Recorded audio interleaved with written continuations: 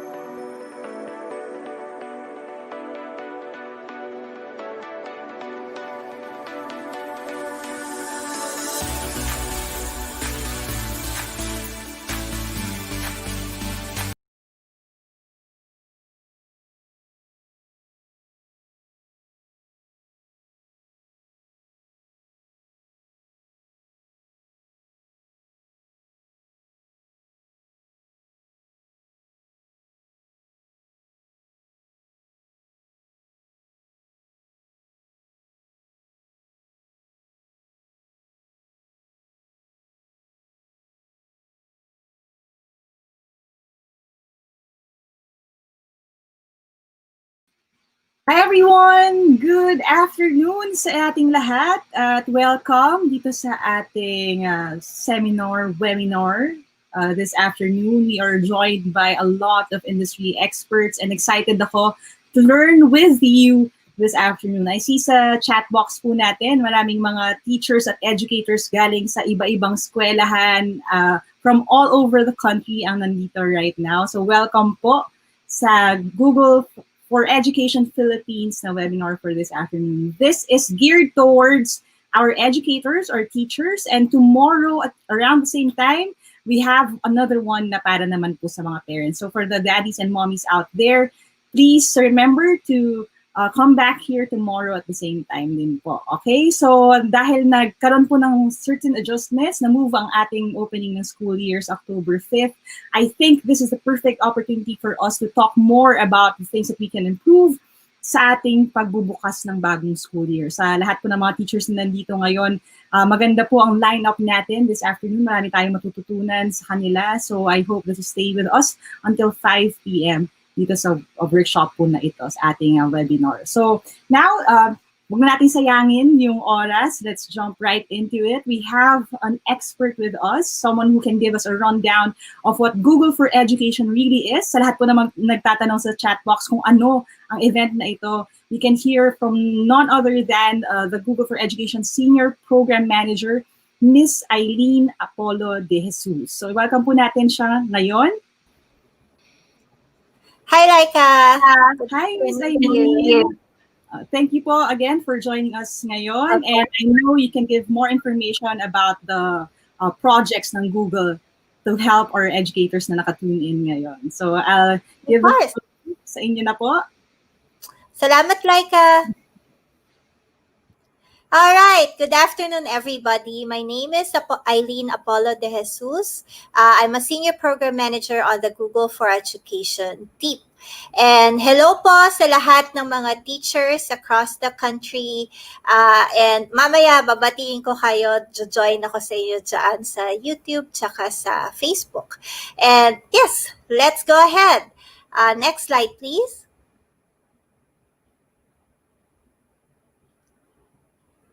Next slide, please. Yeah.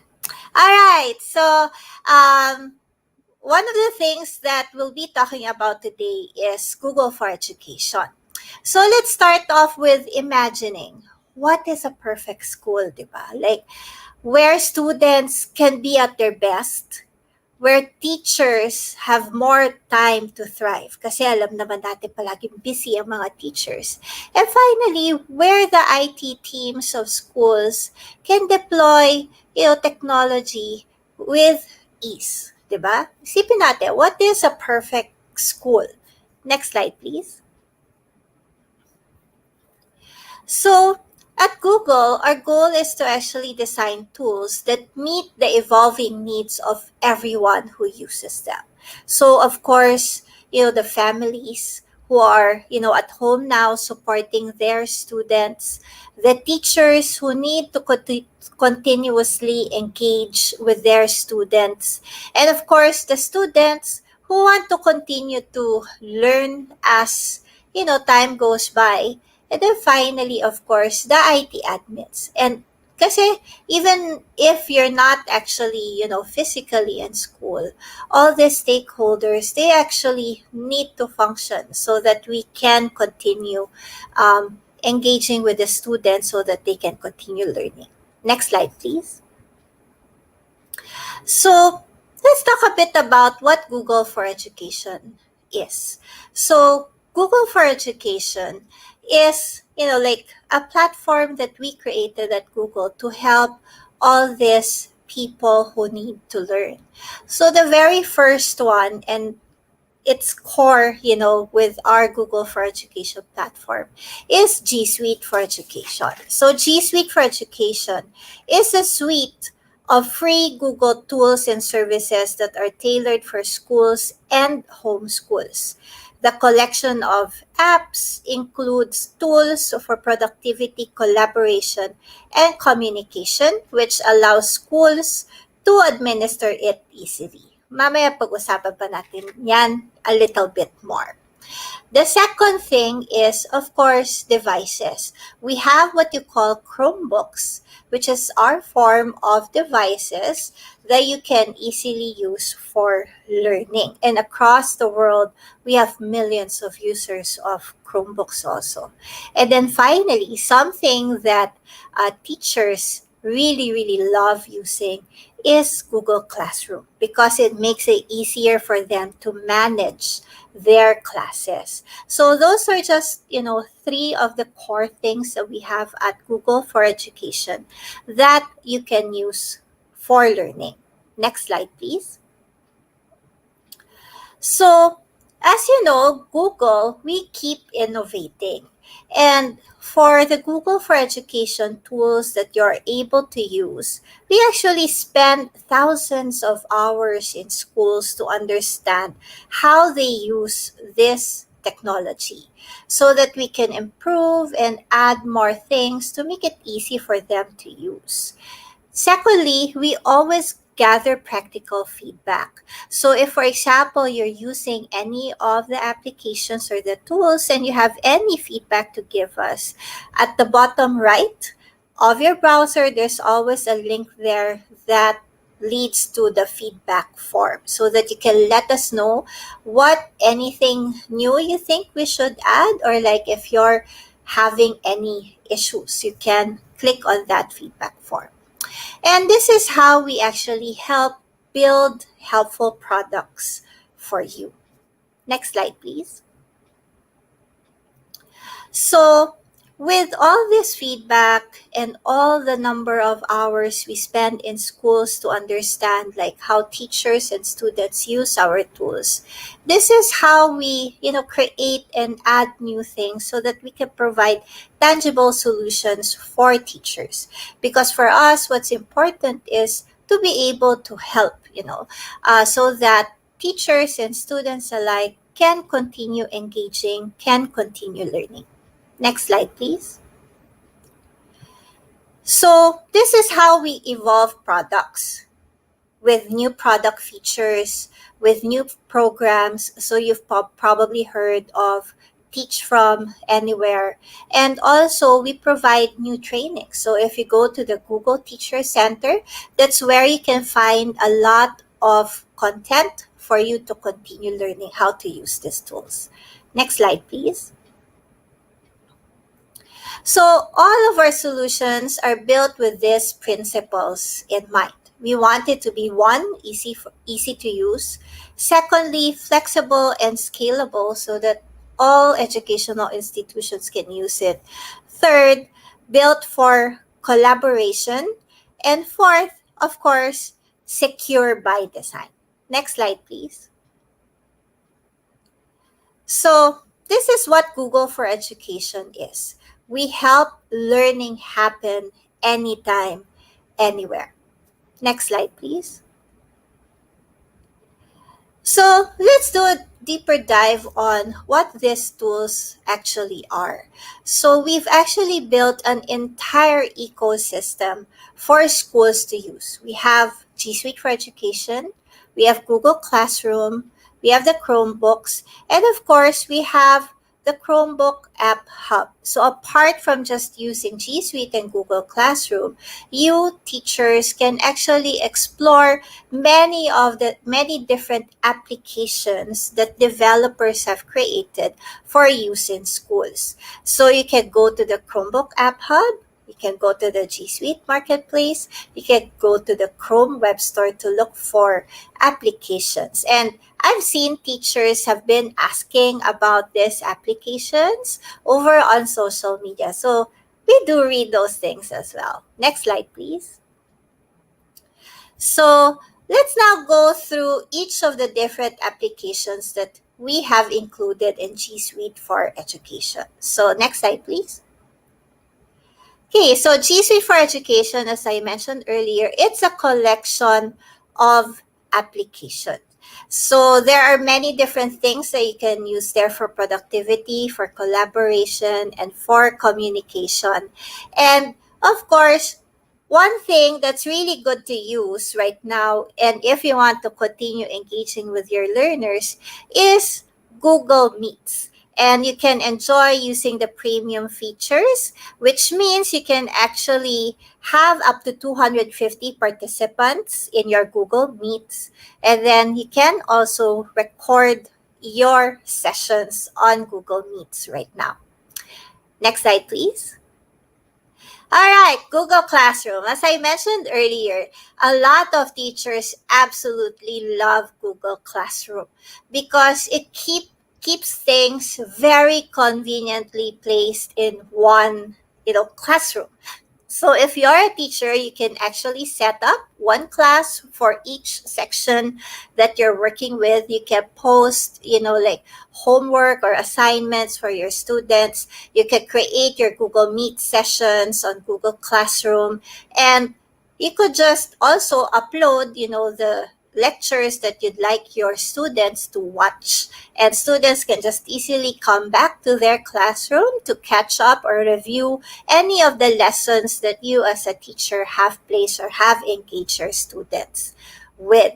And so later on, you'll see some of our teachers also share how you can use this practically. So mamaya after my session, you'll see more discussions about how you could actually use Google Classroom.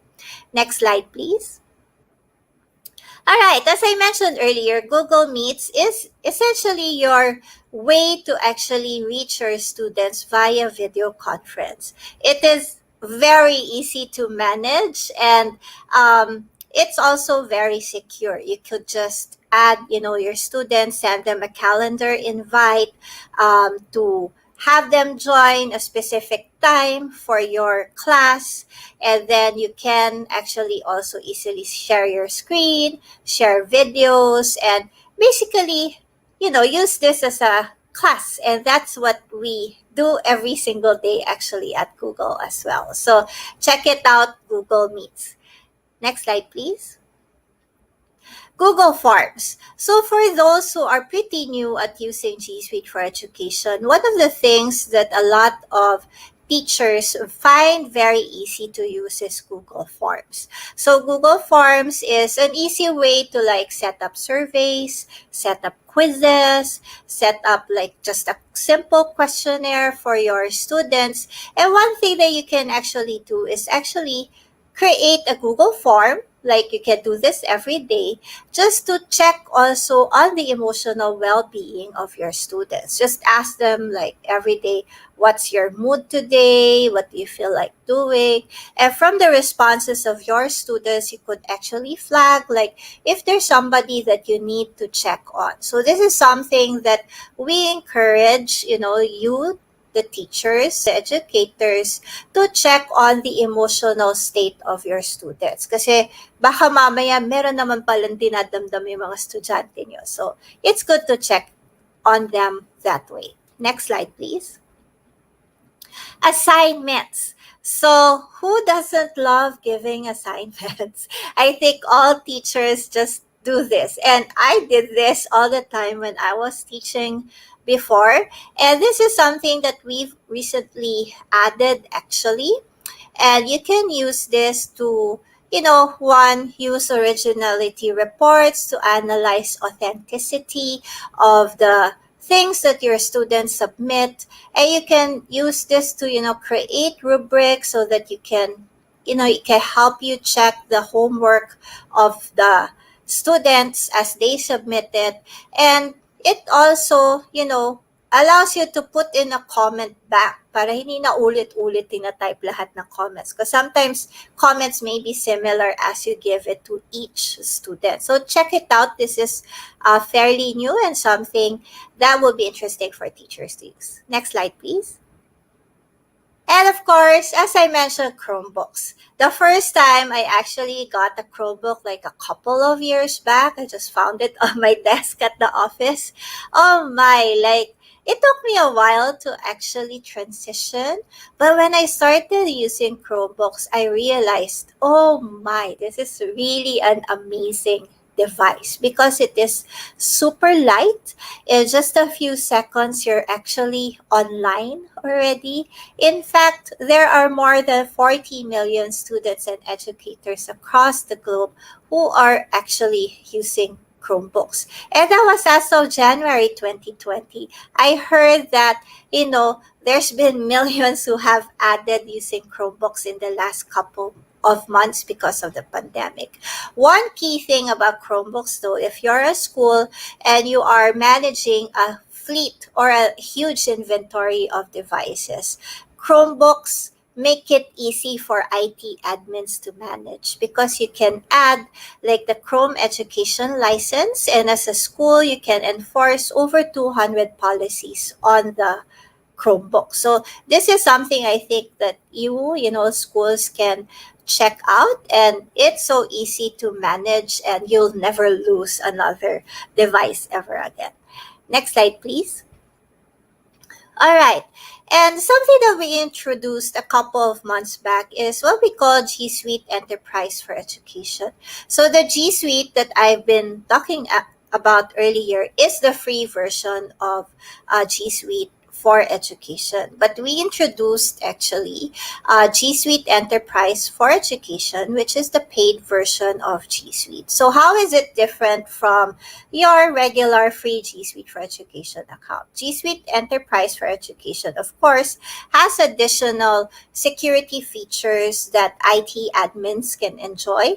And then like if you have this type of account, you can enjoy the use of the premium Meets features. So like having the ability to continuously record your Google Meets hangouts or like meetings, and then you can do live stream of up to 100,000 within your domain, and many more other things. A lot of higher education institutions actually love using G Suite Enterprise for Education because of the additional features that it actually provides.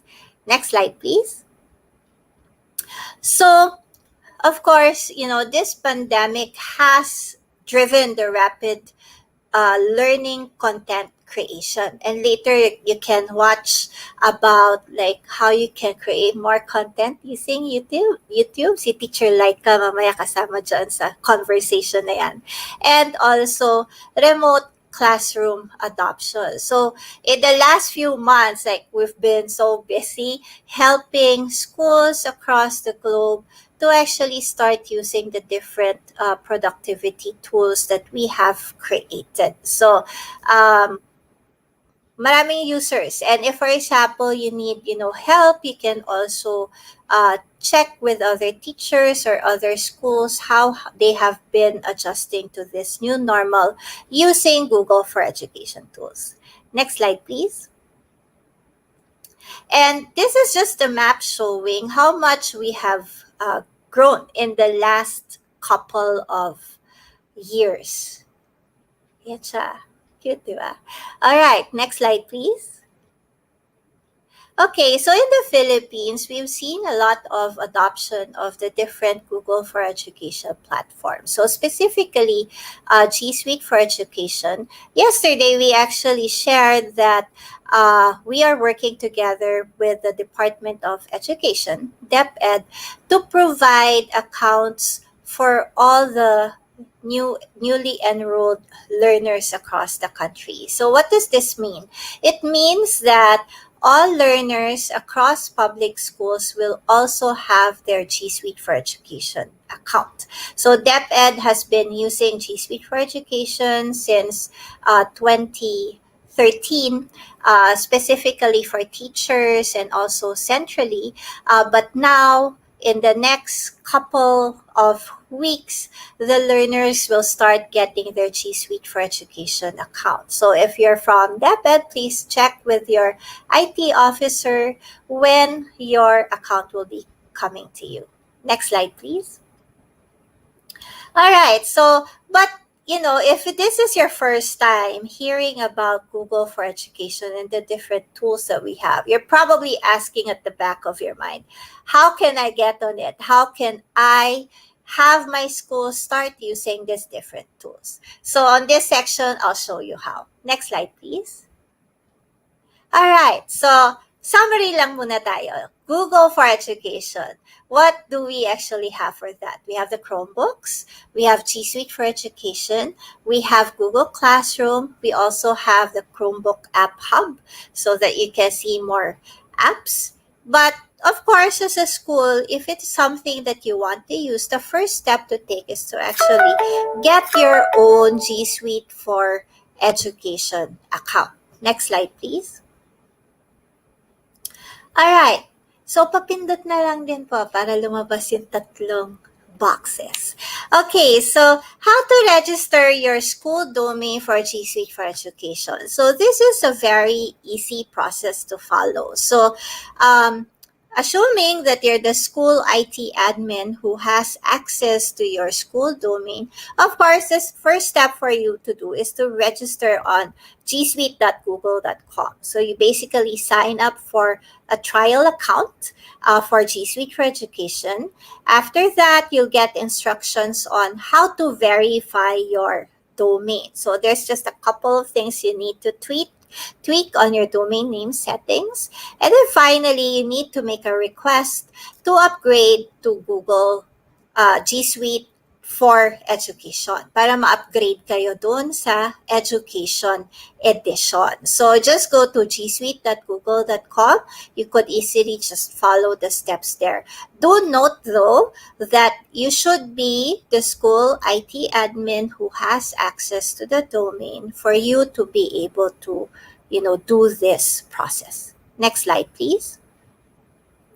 Of course, something very important that you need to do for your school, or you can do this as an educator as well, is to provide professional development. So I see a lot of teachers asking, each other, how do you actually learn how to use all these tools, diba? And we have created a full, means for you to learn together as a team within your school or individually as yourself kung gusto niyo lang siyang pag-aralan by yourself. So but here are some of the ways you can do this. One is you can get support from our professional development partners. So we have Team QSR. Kung nasa chat po kayo ng YouTube, nandun sila sa chat ngayon. You can ask them how they can get support from them.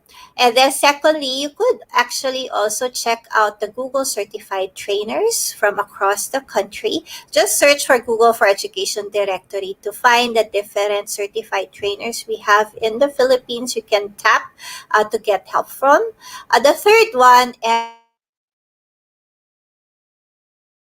the free one on how to learn how to use all these tools is through the Google Teacher Center. So you could just search Google Teacher Center and we have all the different modules on how you can learn how to use all these tools. Fourth, you need to also, of course, see, natututo ba kayo? So you could actually take the Google Certified Educator certifications. In fact, we shared yesterday that we have, a target to actually certify at least 5,000 teachers across the Philippines together with DepEd. So abangan nyo po like yung mechanics on how you could actually get a free voucher so that you can take the certifications. And then finally, of course, learning is fun together with your peers. So we have the Google Educator groups across the Philippines. So these are our community of educators that come together to learn together. You can check them out at geg.ph.education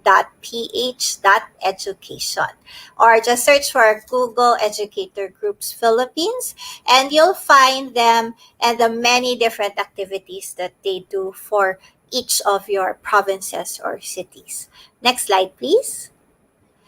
And then finally, paki-click na rin po. And then finally, what are the resources that you could actually look at, diba? And if there's one thing that you should remember after this session that I'm giving is just remember the link. Teach from anywhere that Google. It includes all the different items that I discussed today. And Well, kung nagna-notes po kayo, you can also note that you can use the Google Teacher Center. Just search it on Google. You can use YouTube. We have the Google for Education channel, which has a lot of videos teaching educators how to use our tools. Or you could look for GEG program for the different webinars that our educator communities have created for you. Of course, we have the keyword blog and then the Google for Education newsletter that you can sign up for. And of course, if you want to see more localized, webinars provided in local language, and also, of course, webinars in English, you could go and visit the GEG website. So, nandun po lahat yan, and you could easily learn and catch up and be able to support your students better. All right. So that's it for me. Thank you very much, dear educators. We understand this is, of course, a period for learning for all of us. Please, check out the different resources we have made available for you. And yeah, stay on for the rest of the webinars this afternoon. Thank you so much.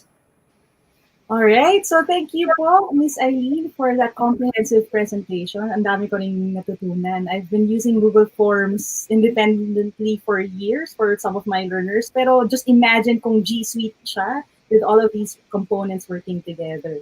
I love what you said about helping learning happen anytime and anywhere. Kaya teach from anywhere din po yung ating links. So sa mga teachers na may questions, you can check those out after the webinar. Pero now that we have Miss Eileen right now, take this time to ask her questions. Kung kayo po ay may tanong, i-flash po natin sa screen at susubukan natin yan sagutin ngayon. Okay? Sige.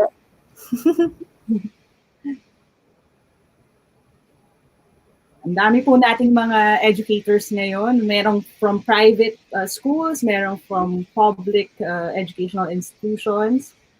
So, comment yung mga question at sasagutin po ni Miss Eileen. Ano siya teach from anywhere din, pero ngayon, ito lang yung time natin with her, kaya samantalahin na natin. Madali naman ako mahanap. Nagbabasa po siya ng comments, kaya kung may mga tanong po kayo, pwede niyo pong ibulong sa interwebs at maririnig ni Miss Eileen. And we have some questions coming in. Keep them coming po. Ipa-flash namin sa screen ang sasagutin. Sige. Okay, so I guess looking through some of them po, no, I see some na about yung tech side naman. So ang question po here would be dahil hindi naman po lahat ay may desktop or laptop. Pwede po ba ang GSuite sa iba-ibang devices? Paano po kung tablet or phone lang ang mayroon ang mga educators natin? Yeah, so that is actually the beauty of GSuite. This is a very good question. So the beauty of GSuite is you can actually use any device because all you need is actually a browser for it to work. Diba? Saya. Wala kang takas. Okay. So lahat po, okay. Yan ang maganda kasi ngayon po, syempre hindi naman alam natin sa panahon ngayon, hindi lahat ng learners natin ay may access sa sabihin natin mas higher end na devices. So kahit phone po yan o laptop, basta may browser daw, pwede daw po tayo. Okay? Alright, another question po, you also mentioned din kanina na we can use tools like Google Forms para i-check ang socio-emotional na kalagayan ng students. Pwede po ba tayong makarinig ng iba pang tips from you kung paano natin yan magagawa with technology? Yeah, so one of the important things that we share as a best practice for teachers is when you teach online, it's very different from, face to face where you have your students, diba? So, and one of the things that we remind teachers is when you do your lectures online, like you need to make it in smaller bite-sized lectures. Wag yung tuloy-tuloy na 1 hour salita ka na salita, di ba? So, and you could actually use, Google Forms as a means to check whether your students are actually understanding what your lecturing about or what your lesson is about. So Google Forms is a way for you to actually just quickly check kung nagets ba ng mga estudyante kung ano yung tinuro mo for the day. And you can also use it for, fun learning sessions. Another thing that you can do also, like together with Google Classroom, we have actually a choose your own adventure Wow. like section on Google Classroom. So, what you can do as a teacher is iset mo muna ano ba yung mga key learning goals for that specific lesson, di ba? And then from using choose your own adventure via Google Classroom, you can set the different parang options for students to choose, but at the end of the day they still learn, the same goal that you have set for that specific lesson, 'di ba? Fun 'yun. I don't know, like ako inabot mo 'yun, pero nung bata ako kasi uso Yes, sa amin opo. yung choose your own adventure nung araw Yes. eh. I love those books nung bata tayo. You spend hours and hours looking for the secret ending. So I'm glad that yung mga students ngayon can have that same experience, pero mas high-tech na ngayon. Well, thank you po for your time, Miss Eileen. We have more to learn. Again, please stay tuned. We have Miss Eileen presenting all of these tools. Ang next question na here would be, how do we use them effectively? So thank you po again for your time. Let Thanks, me Micah. Let me segue na sa ating susunod na speaker. We heard from the Google, the tech side, all of these tools. Ang next question, paano natin i-maximize yan? And I guess walang mas better na speaker sa topic na ito than one of your own, a teacher din po. We have someone, Teacher Dorothy Reyes. Siya po ay ICT Coordinator for Andres Bonifacio Integrated School. Isa rin siyang Google Certified Educator Levels 1, hindi lang 1 ha, pati 2, and Google Educator Group Leader for Mandaluyong. So Teacher Dorothy, ano po ang maipapayo niyo sa mga teachers, lalo na yung mga nagsisimula pa lang? Hi, ayan. Hello, good afternoon. I am Dorothy. So, marami tayo naka-in store for our teachers. Sabi ko nga, di ba, I am a public school teacher. So, I will give you the first hand, yung tunay na naging experiences ko in using the GSuite for education. So, thank you, Laika, for the wonderful introduction. Thank you po. Okay, so today I will be presenting with you the differentiated instruction strategies in using GSuite for education. So before we start off with anything, allow me to introduce myself formally. So I am Dorothy Grace I. Reyes. I am a senior high school public school teacher at Andres Bonifacio Integrated School from SDO Mandaluyong City. I am also a Google certified educator for level 1 and level 2, and of course a Google for Educator group leader of GEG Mandaluyong. Ayan. So, before I share with more applications sa inyo, no, allow me to take you on a road trip. Mag-road trip muna tayo and let's have the roadmap to differentiated instruction. So, next please. Um, in my field of expertise or my experience as a teacher, I always start off with kahit anong varied activities yung plano ko for that day. I always make sure that I start with the objectives. Kasi at the end of the day, like what Miss Eileen mentioned earlier, di ba? Kahit varied yung applications, we still wanted to get the most essential learning competencies that we wanted to give our learners. And to give you an example, right here on your screen I am sharing. This is a sample of my slide that I share with my students. These are the references that I provide with them and I discuss with them. So I make sure that they also know the objectives of that day so that they could follow through. Aside from that, I will also be sharing you on the next slide. There you go. Next slide, please. Okay, I will also be sharing with you one key feature ng Google for Google Classroom, which is the rubrics.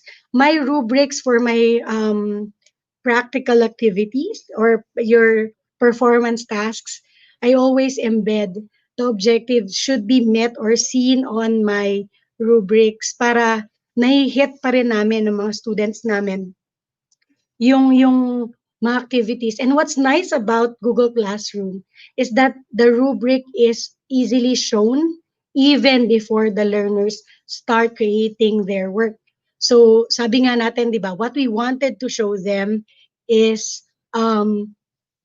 they can already gauge on what grade they wanted to get.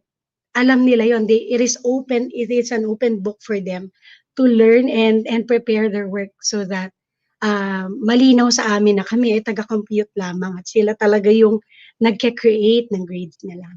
Okay? So next please. After we have established, of course, our our objectives, we also wanted to get that KWL of the students. KWL stands for what they know, what they wanted to know, and what they have learned on the whole process of learning. So I will show you on the next slide, and on how this works for my classes. So after I have established the objectives for my class, the next thing that I would show them or ask them is, what have you known for this topic, for today's topic? So I will share the slide with them, and then they could collaborate. They'll just share the link with them, then they could put in their answers. I make sure that this is an open space for them. They could ask anything, di ba? There's no such thing as nonsense question. You ask anything that is about the topic, and then we will try to answer it prior, during, or even after. I-park muna natin kung hindi pa talaga kayang sagutin as of the moment kasi itatakal pa lang yung lesson. Or halimbawa, it takes a lot of time for us to answer completely with the questions of the learners. So medyo i-park natin for the end of the lesson. And then of course, as part of the generalization of the whole lesson, sasagutin naman natin what they have learned. Were we able to answer the questions that are on the back of the mind of our learners? So that is our KWL. Okay, so next slide, please. After we have learned the first two steps, the next time that we have to take is take time and find out the learner's multiple intelligences. It is very important that we engage and communicate with them to the language that they understand. And sabi nga natin, naku, Miss Dorothy, paano yan?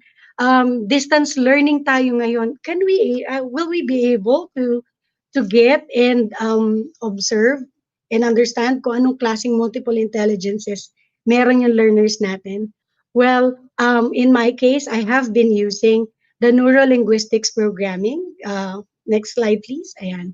So the Neuro-Linguistics Programming, or NLP, is a psychological approach in understanding the gestures, the words that we hear from our learners that could actually be our key indicator in understanding our multiple intelligences. And in my case, next slide please, ayan. I am using the stop, look, and listen approach. Stop and observe the learners. So, and then look at their body language, and then listen to the tone of their voice. To give you an example, para mas klaro sa atin, I'll give you an example of that type of class. So next, please. Let us say, for example, I am conducting asynchronous learning using Google Meet, di ba? So I could share a picture like this on my class. And then I will ask my class, okay, class, what can you observe or what can you see on your screens? So we have three types of multiple intelligences. We have the visual learner. We also have our auditory learners. And of course, our kinesthetic learners. Now, eto yung sinasabi natin na stop and let us try to observe our learners. Then look at how they move or their gestures when you're asking them. When you ask them, what can you see about the picture? Can you describe what you could see? Mapapansin ninyo, their eyes, particularly their eyeballs, yung pupils nila, they would tend to move or look onto the right side of the screen. Kapag yan ay nag-isip ng ganyan at medyo mataas ang tingin, it is an indicator that your learner is a visual learner. Ngayon, kung medyo center lang naman siya, that could be an indicator that your learner is an auditory learner. And then kung medyo lower naman, that is a kinesthetic learner. So these are your signs that you could observe kahit naka-Google Meet lang kayo. So another key, so halimbawa nakita na natin yun na, uy, they're moving. Tingnan pa natin further kung tama ba yung ating unang observation. Probably the next day magtanong ka naman, okay class, what did you had for lunch yesterday? So kapag naman yung mga mata ng mga bata ay nagpan towards the left side of their screens, mga ganyan nag-iisip. If it looks upper, that means they are accessing actually the memory, their core memory. They are recalling something that happened in the past. So kapag medyo mataas, that's a visual learner. Kapag medyo center, auditory, and then medyo lower, that's a kinesthetic learner. Okay, sabi natin, stop, look. Now, itry naman natin yung listen. Balikan natin yung example kanina with this boy na may hawak ng basketball. A visual learner normally describes things like, I can see. So, there's a keyword na I can see. And then, madalas nila ine-explain or napapansin agad nila yung curly hair, yung color ng shirt, or the color of the basketball. So, these are our key indicators na ito ay visual learner. Now, an audit, also, a visual learner tends to speak very fast. Medyo mabilis sila kasi they are picturing things out tapos gusto nila ma-encapsulate lahat yon. So what they do, they say it fast. Ang auditory learner naman natin, they tend to talk a little longer. And then the way they describe it, sila yung mahilig magsabi ng, wow, nice. In my opinion, yan. Kapag yung mga yan na keywords na narinig ninyo from our learners, that means this learner could be our auditory learner. Okay? And then the last one naman, kinesthetic. When they observe things, they are more on the emotion. I can feel that the boy is excited, yung mga ganyan. Kapag yung expression niya is about feelings and yun na-observe niya, there's a sign that it is a kinesthetic learning. Okay? So, si kinesthetic learner naman siya naman slower magsalita. Okay? Kasi pinaprocess niyang maigi yung gusto niyang sabihin para kumpleto at yun talaga yung gusto niyang ipunto. Okay? So, these are our neurolinguistics programming key indicators para makilala natin ang ating mga estudyante. Okay? So, there's more actually later on. I will be sharing more of it. So, next slide, please. So, this is from Google Meet. Right now, aside from learning about their multiple intelligences, we also wanted to ensure that our class gives an inclusive education. Inclusive for our differently abled learners, our learners with special needs, but also we also have to consider yung mga undiagnosed symptoms ng learners natin. Undiagnosed meaning, for example, we have learners na minsan natatawag nating slow learner or non-readers. What the teacher could do is provide them a different material, yung medyo appropriate for a student suffering from dyslexia. We have font styles that are appropriate for people with dyslexia. The spacing, the sizes could be varied. So check natin teachers, baka naman hindi siya non-reader or slow reader. Baka naman may dyslexia lang yung bata. Of course, we need a clinical approach after that. But there is something still that we can do to help our learners to make it easier for them, to give them a fair share or parang fair na laban for in getting their education. Another key indicator or undiagnosed um, symptoms that I have for my class is the color blindness. I am teaching computer system servicing. Nagne-network kami, so it actually deals with colors. So allow me to share with you how I did and deal with my color blindness dilemma for my class. So next, please. So this time I tried using Google Forms. Sa Google Forms, hindi lang siya limited for quizzes, but I could actually use it in learning about my students' needs. So this could be a individual activity. Pwede siyang not shared with everyone nga eh. So the student could take it and nasa sa kanya yan if he or she is willing to share it with them or sarili na lang muna niya, di ba? So in this activity, they would try to look at the picture and then the question says there, what figure can you see? So if the student chooses 8, that means normal. Dahil si Google Forms, meron siyang feedback agad na capabilities right after the student submit, nakikita nung bata yung assessment sa kanya. And then he could ask his classmates na, Did you also see number 8 or number 3 din kagaya ko? So, kapag number 3 kasi nakita nila, that is an indicator na may red and green deficiency yung bata. So, we could now address this kind of needs ng learners natin. Later on, I will share with you kung anong strategy yung ginawa ko for them. Okay, so next please. Okay, upon learning, uy, may multiple intelligences na, may inclusive education pa. Napakarami naman yan, Miss Dorothy, for me to think of a varied or differentiated instruction strategy. Actually, all you have to do is to listen to their interests.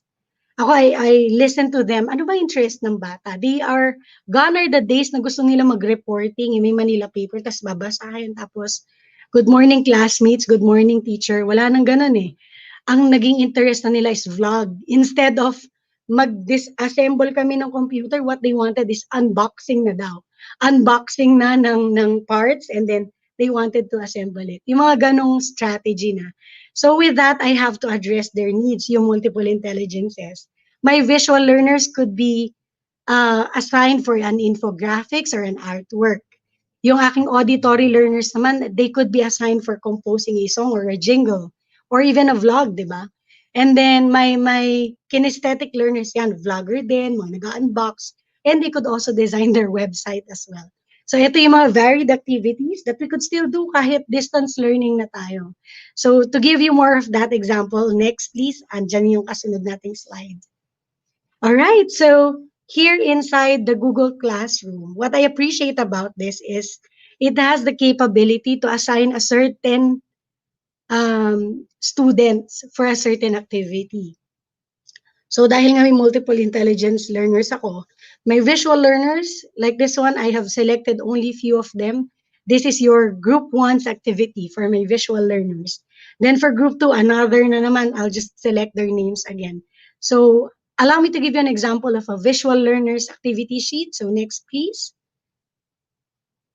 Okay, so this is a hyper document. I created this in their Google Slides.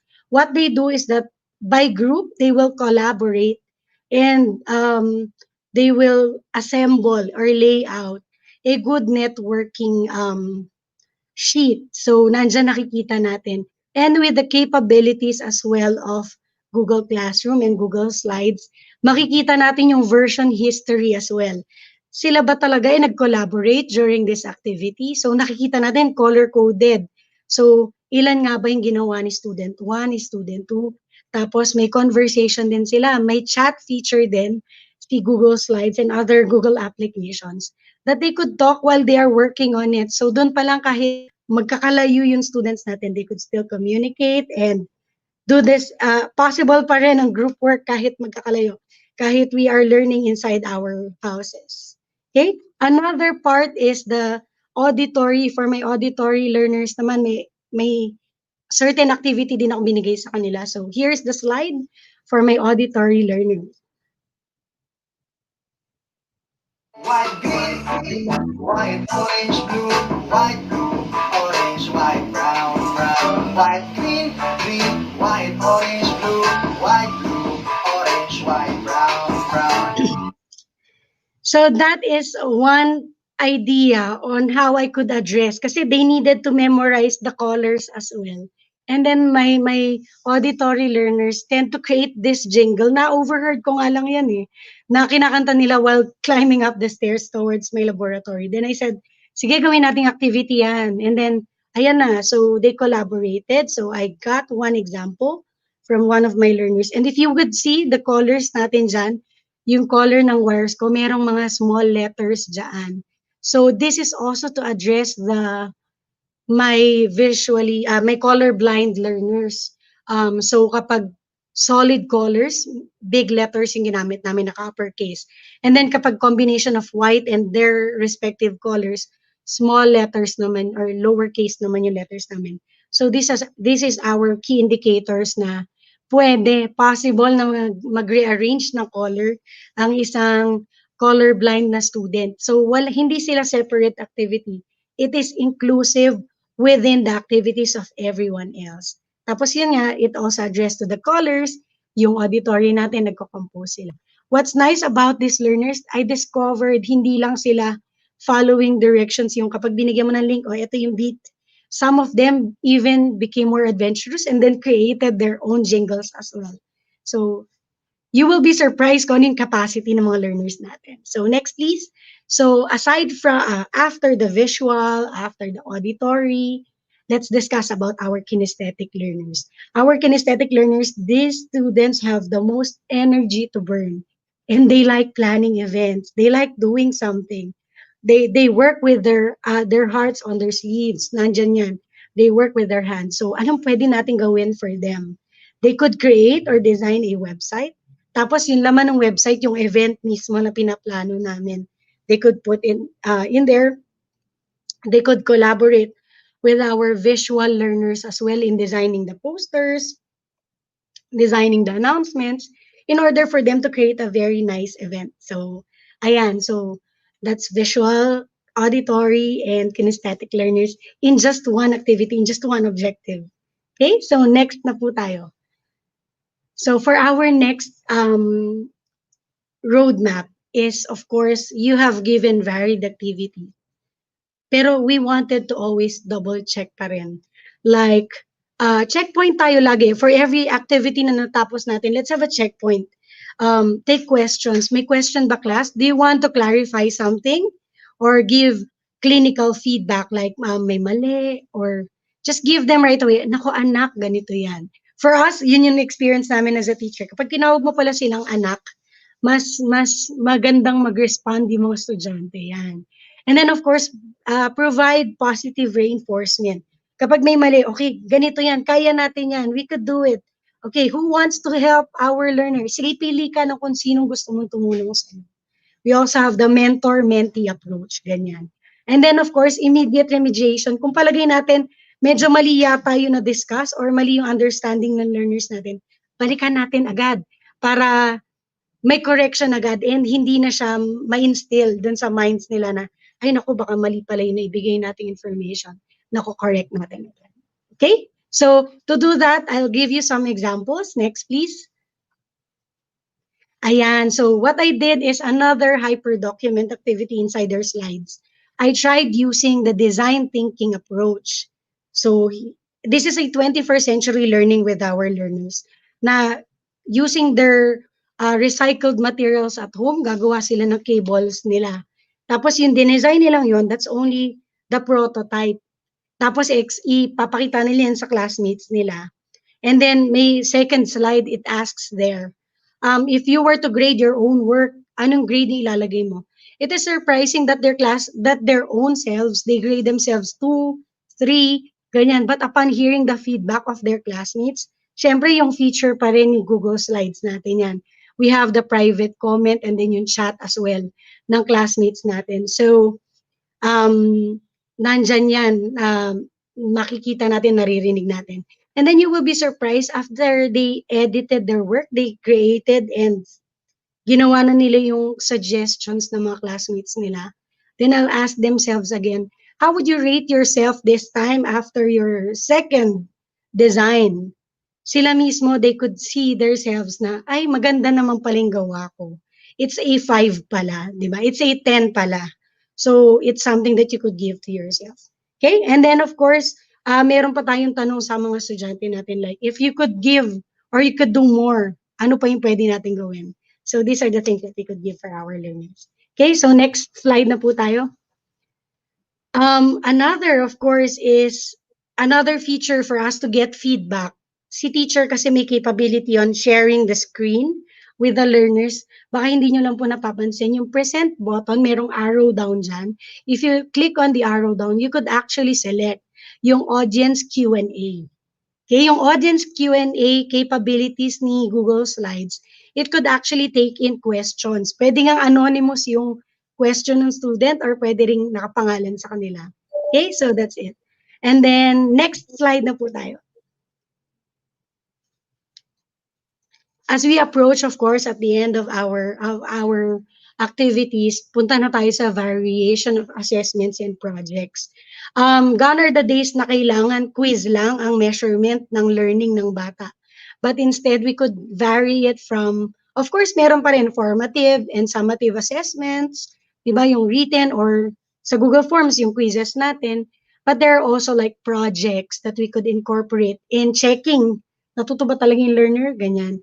And then of course, our performance tasks as well could be considered as an assessment tool. So next, please, to give you some of the examples. Okay? So, like on my design thinking activity, so nag-design sila ng activity and then I want them to take a picture of it. Google Forms doesn't only correct or check quizzes, but it could be your repository. Pwede rin siya mag-collect ng submissions like videos, images, audio, yan. So, it could vary and it could collect all of these activities. Hindi lang siya question and answer na form. Okay, so another example, of course. Next, please. Okay, so as we go along with our activities, at the end of the day, after we collected all of their assessments, we will try to check if the objectives were met. Paano nga ba natin malalaman or what are the key indicators? It should be measurable in order for us to check if the objectives were met. And to do this, I'll give you some of the examples. Next, please. Ayan, of course, when we talk about Google Forms, ito yung pinakilala natin eh. We collect the responses. Pero sabi ko nga kanina, di ba, may feedback agad. May immediate remediation and kailangan nasusupply agad natin. Bakit mas maraming nakakita na ito yung sagot? This is a wrong answer. So, baka may cloud, may gray area pa dun sa topic na yun. We could go back and reinforce agad natin yun. Yun yung maganda kay Google Forms eh. Nakikita mo na agad na, uy, kailangan pala. We could give this reinforcement to explain it more and further. Yan. Okay, so next please. Another example, of course, ito yung favorite ng lahat ng teachers with using Google Classroom.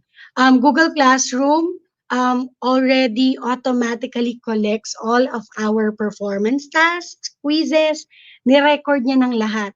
So, they take on the burden of the teacher na iuwi yung mga test papers, iuwi yung mga materials. What they did is that they just collect all of these answers and then nandyan na siya lahat in one capsule, in one tab lang. So, the teachers could do best. The teachers are now taken off with that burden and then they could do best in teaching, di ba? Yun naman talaga yung focus natin, to teach and to give feedback to our learners. Okay, so next please. Ayan, so allow me to share with you a quotation from Nelson Mandela. He says, if you talk to a man in a language he understands, that goes to his head. If you talk to him in his language, that goes to his heart. That only means that when we get to engage with them, alamin natin ano ba yung interest nila. And there's no way but up, di ba? So, dealing with the digitally risen learners, digital learners na to eh, what we could do as a teacher is to jump in and be with them, understand their language, because that's the only way that they could listen to us, is we understand them first. Okay, and with that, of course, next please, I would like to thank you for giving me this opportunity and sharing with you my experiences as a teacher. All right. Thank you so much, Teacher Dorothy. Ang dami ko pong notes na nakuha from your presentation. I wish I could sit at your feet and learn more. Everything from body language ng students hanggang sa kung paano sila i-address. All of these, I think, matutulungan talaga ng GSuite for Education. Totoo po, na-automate na yung ibang things, so teachers are now free to be more creative about their assessment and their lessons. Thank you so much for everything that you shared. Now, everyone po na nakatune in, again, samantalin natin yung opportunity. Teacher Dorothy is here to share her expertise. May mga questions po ba kayo? Ayan, we have one from Mark. Sabi niya po, Teacher Dorothy, what advice can you give to those who have just started using GSuite for Education? Ano po ang kailangan nilang unang matutunan kung medyo beginner pa lang po sila? All right, that's a nice question actually. Going back, kung ako rin, titingnan ko yung sarili ko, what if it's the first time then that I will be introduced with the GSuite for Education? Ang number one mantra ko kasi, practice makes it permanent. Hindi perfect, permanent. The way that you practice it more, you get to makaka-develop ka ng muscle memory eh. So your the way you handle your mouse, you know when it to pan left or right, ano i-click ganyan. And then of course, it pays to have a community. That helped me in learning more. In my case, allow me to share with you my GEG community, not only in Mandaluyong but the whole GEG in the Philippines. Ayan, flash down right there. It's geg.ph.education. Marami pong, when we talk about community, just go and ask a question and they will freely share with you their inputs. Kapag may question ka, may sagot agad dyan. So that's one key indicator. And then of course, explore mo. Ako, I tried taking on the examination through yung binanggit din ni Miss Eileen kanina, yung Google Teacher Center. So, nasa sa yun if you would take the certification or not, but as long as you take on it, andun yung step by step on how you could learn and use the different applications. Okay, so again po, you can check out www.geg.ph.education mamaya after our conclusion. Thank you, Miss Dorothy, for that question. Meron pa po ba tayong mga questions dyan? Okay, so ano po ha, sana lahat ng mga teachers na gagamit ng GSuite, nakita niyo po yung importance na yon kapag nag-assessment daw, bawal na magtago yung mga groupmates na walang participation or walang ambag, nahuhuli na po yan ng mga teachers sa assessment. So we have a question here from Melville. Sabi niya, I am dyslexic and auditory is my skill of learning and teaching. Are there any ways daw po na matutulungan siya when it comes to reading? Ano po ang kanyang magagawa for people who share the same condition?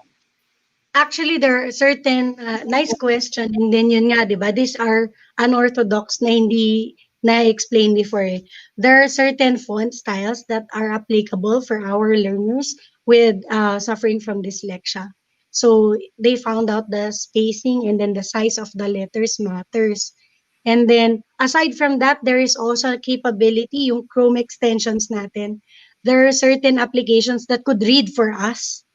Kasi auditory, he mentions he is auditory. So what we could do is we could download an application, an extension that could read aloud. So you'll just click on that one, babasahin na niya yung words that are written on the certain material, and then all they have to do is to listen to it. So that's one key feature, hanapin lang natin, explore natin si Chrome extension. Marami naka-install yan sa atin. So try to look for read aloud. Great suggestion po. Once again, Teacher Dorothy, totoo po yan. So we can use yung technology to aid yung mga students natin who are going through certain things. Ang ganda po ng test ninyo about color blindness. Like, even that detail napansin natin, very important nga naman, lalo na sa mga presentations natin. So again, thank you po for your time. May iba pa po ba tayong pahabol na questions? Teacher Dorothy, I hope you get the chance to see the comments. Everyone is really impressed po sa dami ng na-present ninyo with a limited time. Okay, ito na po, last question na. From Earl, sabi niya, for you, what is the most important part or use of GSuite for education? Ano po ang favorite niyo siguro na feature out of everything na napag-usapan na po natin so far? Okay, thank you for that wonderful question. Ang maganda with GSuite is it's a total package. Walang iniwan eh. Everything is encapsulated in one part. What's nice about GSuite and the Department of Education or the whole education sector, it hits the 5 C's. Ano yung 5 C's natin? We have communication, we have collaboration, meron tayong creativity, meron tayong critical thinking, and of course, we also build characters. So, yan yung mga na-built in natin. But if you were to ask me just one application, siguro being a teacher, it's Google Classroom. Kasi lahat nandun na, lahat pasok na yan. So, hindi hindrance yan for us to learn and to share whatever we have for our learners.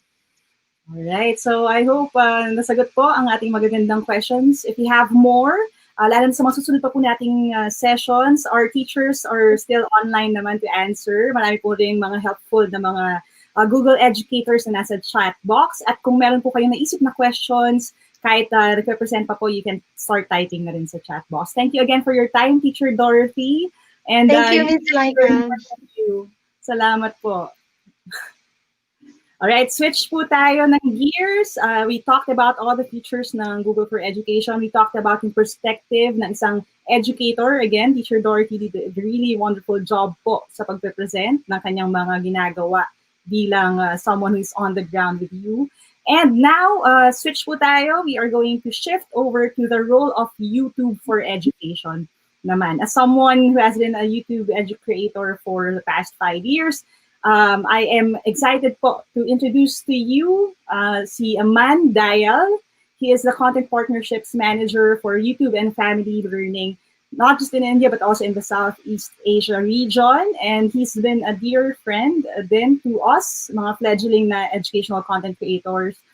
We were hoping na Dr. E. Bender could join us today, pero he's under the weather po ngayon. So if you could send encouragement then to him so he'll feel better. Pero for now, you have Aman and me for this quick little talk about YouTube naman and its role for education. Hi, Aman. Hi, Laika. It's so good to see you, and it's always a pleasure to talk to you and to learn from you. Thank you for joining us, Aman, all the way from Singapore, right now. Yes, I'm based in Singapore. That's, again, one of the fun parts about everything being online right now. We don't have to be physically together in order for us to talk. And we'll set that aside a little bit for now. Let's talk about some of the questions that other people may have about content creation. So, Aman, what do you think is the role of YouTube in learning, especially in this time of the COVID-19 crisis? Yes, so actually, over the past few months, we've seen an unprecedented acceleration towards digitization of education and learning across the world. And as part of this shift, YouTube is helping to democratize the way people learn by making sure anyone, anywhere has access to information and quality education content.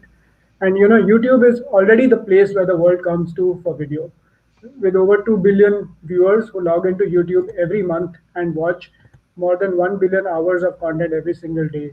But now, in these times, more than ever, we are seeing that YouTube is also the place where the world is coming to learn.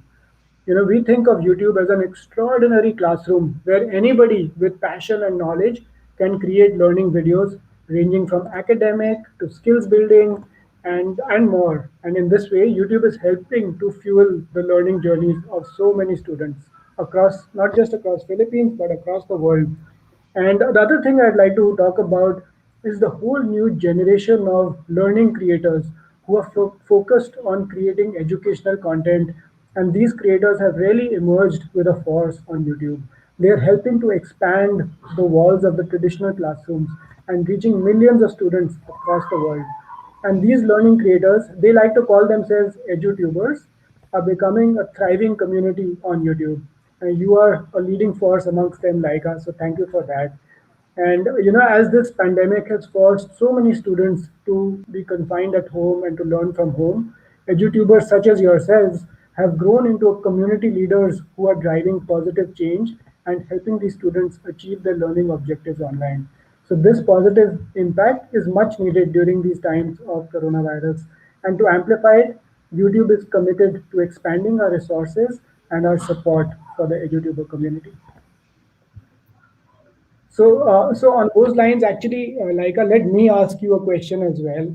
You have been an accomplished YouTube creator and an edutuber, and you've had experience training other teachers and other creators to use YouTube for their teaching endeavors. Can you share some examples of this situation? And one of the best experiences that I've had ever since I started creating educational content on YouTube is that Aman and the YouTube team actually sent me to Delhi for a YouTube educator event in 2018. And I had it in my heart.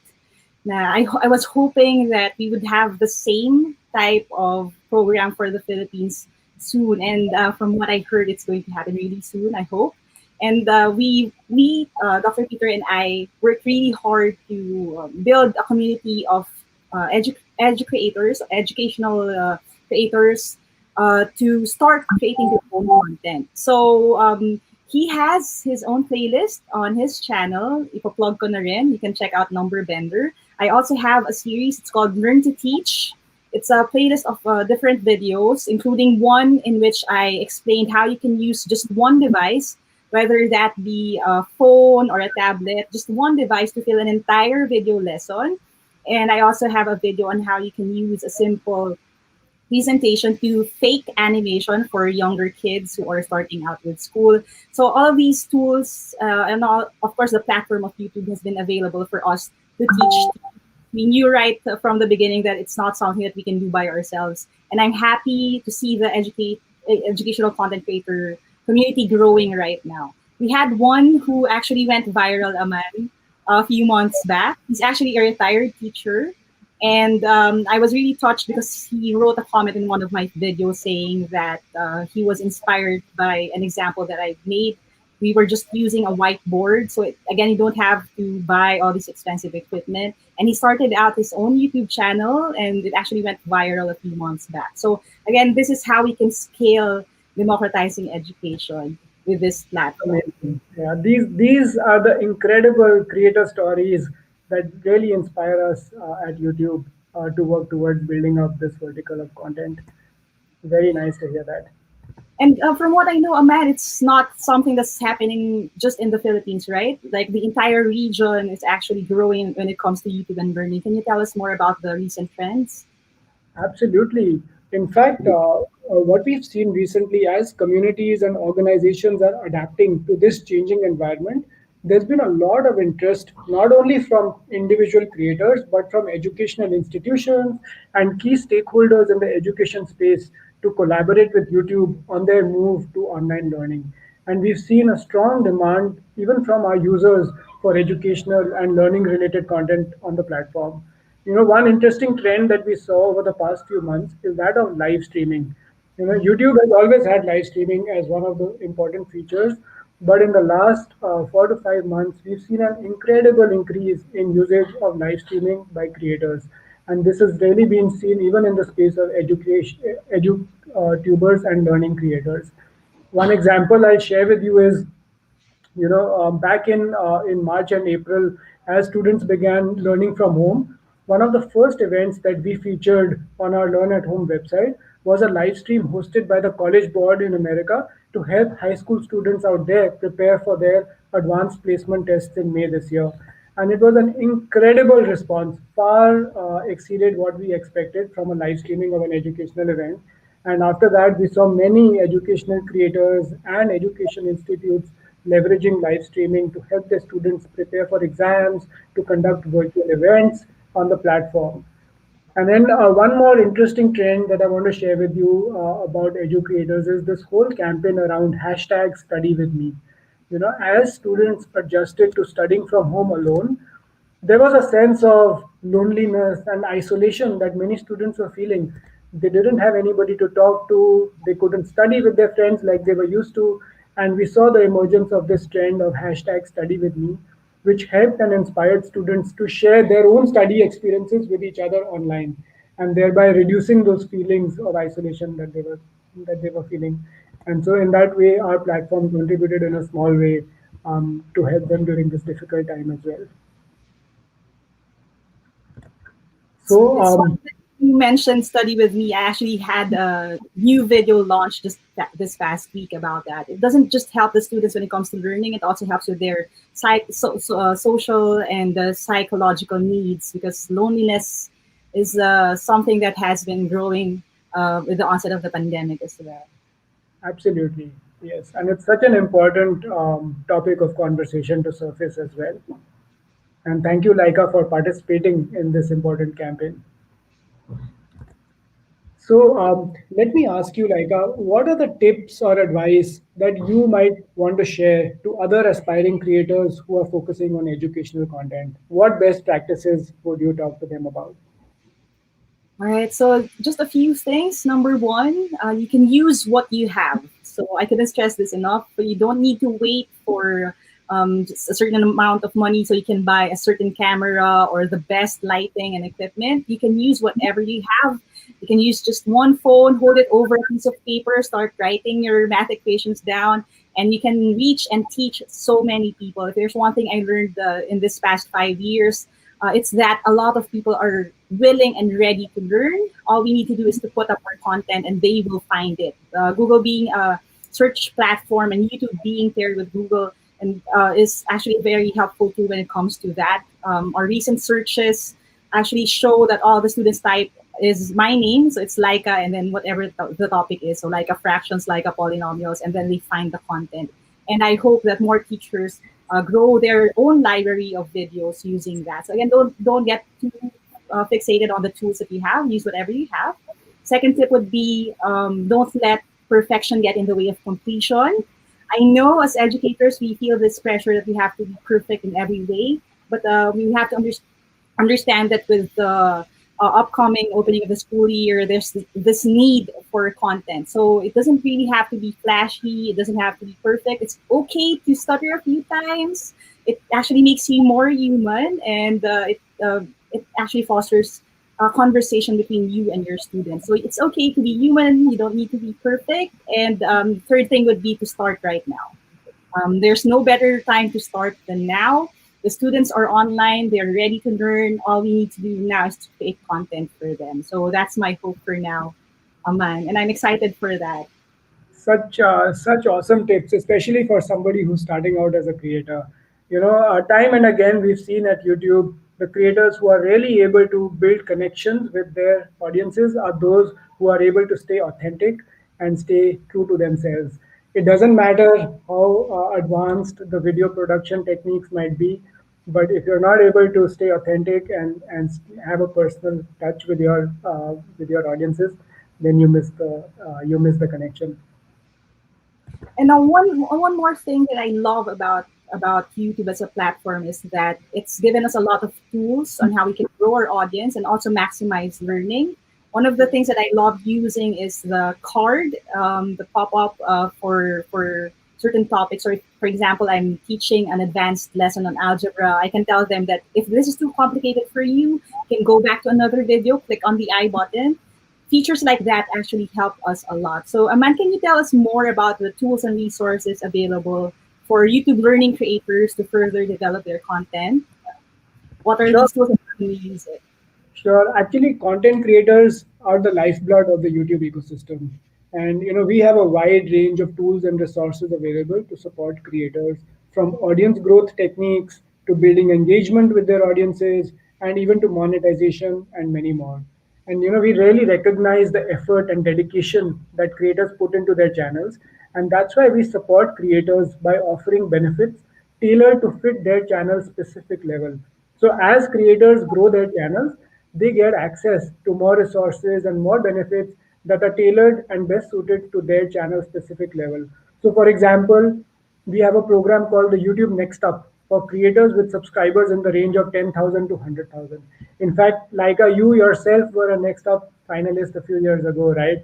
And that time your channel was less than 100,000 subscribers. Fast forward a couple of years and you're soon going to hit a million subscribers. What amazing growth that you've seen on the platform, and you've inspired so many other creators along the way. And similarly, last year, 2019, one of the Next Up finalists was a creator by the name of Dwight Tamayo, in Philippines, and he's a poultry farmer who teaches tips and techniques about poultry farming from his hometown province in Philippines. And it's these creator stories which really inspire us. And he's just where you were a couple of years ago, and it's amazing to see how he's helping to upskill others who are interested in this field. When it comes to tools for creators, I'd also like to point them towards the YouTube Creator Academy. This is an online repository of courses available for creators to learn how to grow their audience on the platform, how to engage with their subscribers, useful video production tips and techniques, and many other courses such as learning how to go live, learning more about monetization, learning about community engagement, how to pivot your content from one type of content to another type, and even like production quick start guides. And then recently, there's a few more resources we've focused on specifically for education and learning. So one of them is called the YouTube Learning Destination. This is a designated resource. You can check it out at youtube.com/learning. It's a resource specifically for people looking to learn on YouTube. And what we do on this destination is we curate the best quality learning content from across the world, and we showcase it through curated playlists. We also partner with known organizations and trustworthy organizations to curate important and trustworthy, credible educational content on this destination. Another platform that we just launched during coronavirus lockdowns actually is something called the Learn at Home website. So this YouTube Learn at Home website is basically a learning resource for families, and it spotlights content across math, science, history, and arts from popular learning channels across the world. And it also has a dedicated section for families with kids under the age of 13, where parents and kids can watch those videos together that encourage kids to develop creativity, curiosity, and playfulness, not only on online but also in their offline activities. And then lastly, I also want to talk about the YouTube Kids app. The YouTube Kids app is a separate destination, again, meant for kids under the age of 13. And it's a safer environment built for kids from the ground up, where kids can explore their interest and their curiosity, and while giving parents the peace of mind that they're in a much safer platform. That's great, Aman. So again, YouTube is bridging the gap between learners who have and learners who don't have access to quality education and those who don't. Teachers who want to teach way past the bounds of their classroom. If there's one thing that I learned in this journey, it's that, I mean, I wouldn't be able to teach 900 plus thousand people even if I taught nonstop. But through YouTube, having all this content available and having a platform to put it up on has enabled me and Dr. Dr. Esperanza, number bender, please get well soon, to Yeah. do that. I actually calculated the numbers man a few weeks ago, and from my calculations, I need to live 60 lifetimes in order for me to teach everyone that I've been able to teach so far. So, teachers, if that's not good enough boost for you, I hope that you keep making content. You start right now. And Aman will be here supporting us throughout the entire journey. We are here to help you out, and there are more things coming up for you guys. So, if you have any questions about content creation, we have a few more minutes. Aman and I will answer your questions if you have any.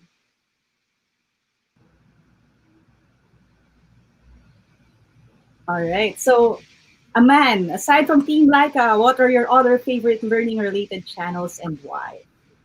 So I'll talk about two of them. One is actually number bender, Dr. E.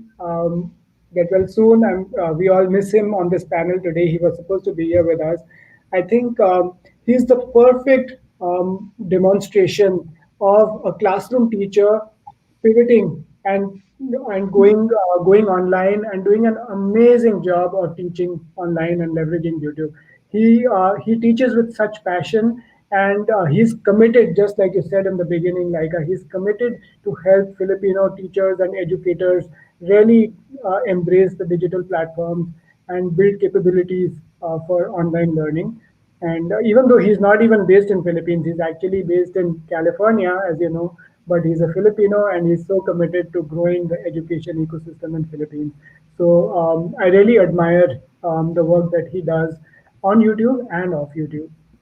The other channel which I would like to talk about is actually a channel from Indonesia. It's called Cook Bisa.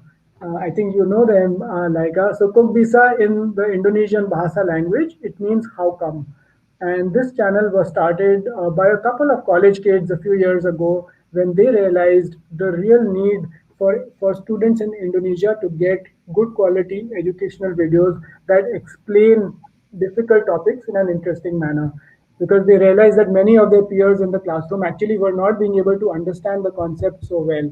And so they said, we can solve this problem. And that's how they started. And not only did they get popular within their peers and within their college, but they started gaining popularity all across the country. And today, they're a force to reckon with. They're a very well known and established education name in that country. The Ministry of Education in Indonesia also has partnered with them on many projects. And it's an example of how two college kids, who started out with a passion for doing the right thing in education, have been able to have an outsized impact on an entire country. just like what you are doing, like in Philippines. And thank you for that contribution. Can I just add? I don't think you. I am not sure if you're familiar about Lex in Motion, Aman. We were talking about Coffeesa and how they use animation to teach. Yes, We have our very own creator who's actually part of the recent Next Up batch. Lex in Motion teaches law concepts, and it's actually a help for law students who are here in the Philippines. So he's also using animation. Another absolutely. Okay, what are Janice says? What are the measures of success or KPIs when it comes to being an educator? I think Aman, you can answer this better. Let's talk about the maths. So, honestly, when it comes to education, we just look at what's the impact that the creators are actually having on the community. And education is one space where it's not just about making people laugh or entertaining them. It's actually about making a difference to their lives in a meaningful way. And oftentimes we've seen that the most popular edutubers that we have, they are having that outsized impact not only on YouTube but also off the platform. Like for example, like you do a lot of work with underprivileged students, in Philippines, and helping them achieve many of their ambitions and aspirations, which they wouldn't be able to get access to otherwise. And I feel like that's really the mark of a true educator, where you're in it for the right reasons, you come in with the right amount of passion. And so we don't really look at any numbers or have any metrics to measure success. For us, we see the outsized impact that educators are having in the community, and that's what makes us want to partner with you all. You heard it right from someone from YouTube. Okay, more than the views and the subscribers, we are in the business of changed lives. So maybe for me, my answer to that would be reading comments, hearing stories of people who we've been able to help for the past 5 years. These are the true measures of success for me when it comes to creating educational content. If you can change one person's life, that means you change their entire family's life. And then maybe if we have enough people that we help to maybe the entire country someday. So the opportunities are endless, as we say.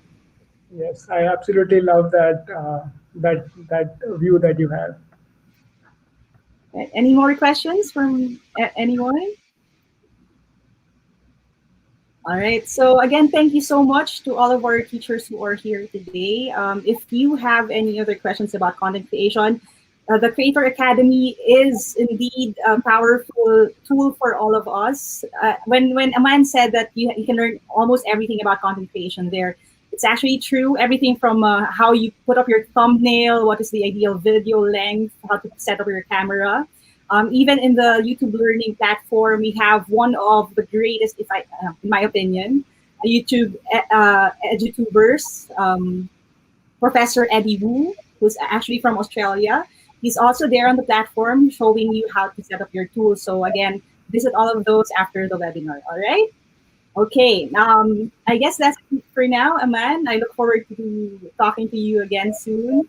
For, Thank you, Laika, and thank you to everybody who tuned in live. Thank you for joining us. Have a good uh, day, everyone. thank you so much, Aman. Now we talked about the tools for Google for Education. We talked about the perspective of a teacher. I shared a little bit about content creation. Now the question would be, how do we tweak it to make sure that our learners get more out of the content that we put up? We have a very special guest to help us when it comes to presentation techniques and how to keep the students engaged. We have Pushpin Visuals CEO, Mr. Albert Orr today. Hi, Sir Albert. How are you? Figure out how to you're able to I think we're having a little bit of technical. hear me well. Yeah, it's part of it's it's part of our new normal these days. Okay, we'll try that again. Okay, so I think you really have to take notes when it comes to Sir Albert's presentation. I know that I have a lot more to learn when it comes to the visual aspect of my presentations. As teachers, of course, we use slides, we use graphics, we use text to convey information. So we need to learn more about how to make sure that everything's spot on and mas conducive po siya sa pagkakatuto ng ating mga estudyante. O, biglang nagtagalog na. Man is gone na. So again, we'll try it again. All Hello right, po, I'm sir. back, I think. Ayan. So can you, coming across better now? Yes po, way better. Thank you so much. All right. Okay. So I think someone else will be, you guys will be sharing my slides on my behalf. So just let me know when you're good. So what I'll be sharing for this afternoon is really just being able to engage students in virtual spaces through effective presentations. And maybe just to introduce myself a bit further, moving into the next slide, is I'm Albert Orr, and I'm a visual communicator. I'm a teacher and I'm a facilitator. Um, And in my years of experience, I've had plenty of occasions to sit in on presentations and give some of my own. So today I've been invited to share some of the things that I've learned about how to keep your audiences engaged during virtual presentations. And I want to say upfront that I'll be blurring the lines a bit and talking a little bit as well about conducting virtual classrooms. And having said that, my focus will primarily still be on how to deliver engaging presentations, the lecture portion of the virtual class, if you will. So moving on to the next slide, siguro we have naman a chat box functionality that will allow me to ask you these questions. So if you have that ability to see, then please type in your response. I want to ask first what was the best presentation or webinar that you've ever attended, right? Siguro, many of us have attended some, if not a lot of webinars over the past few months alone. So which one stood out for you and what about them did you like?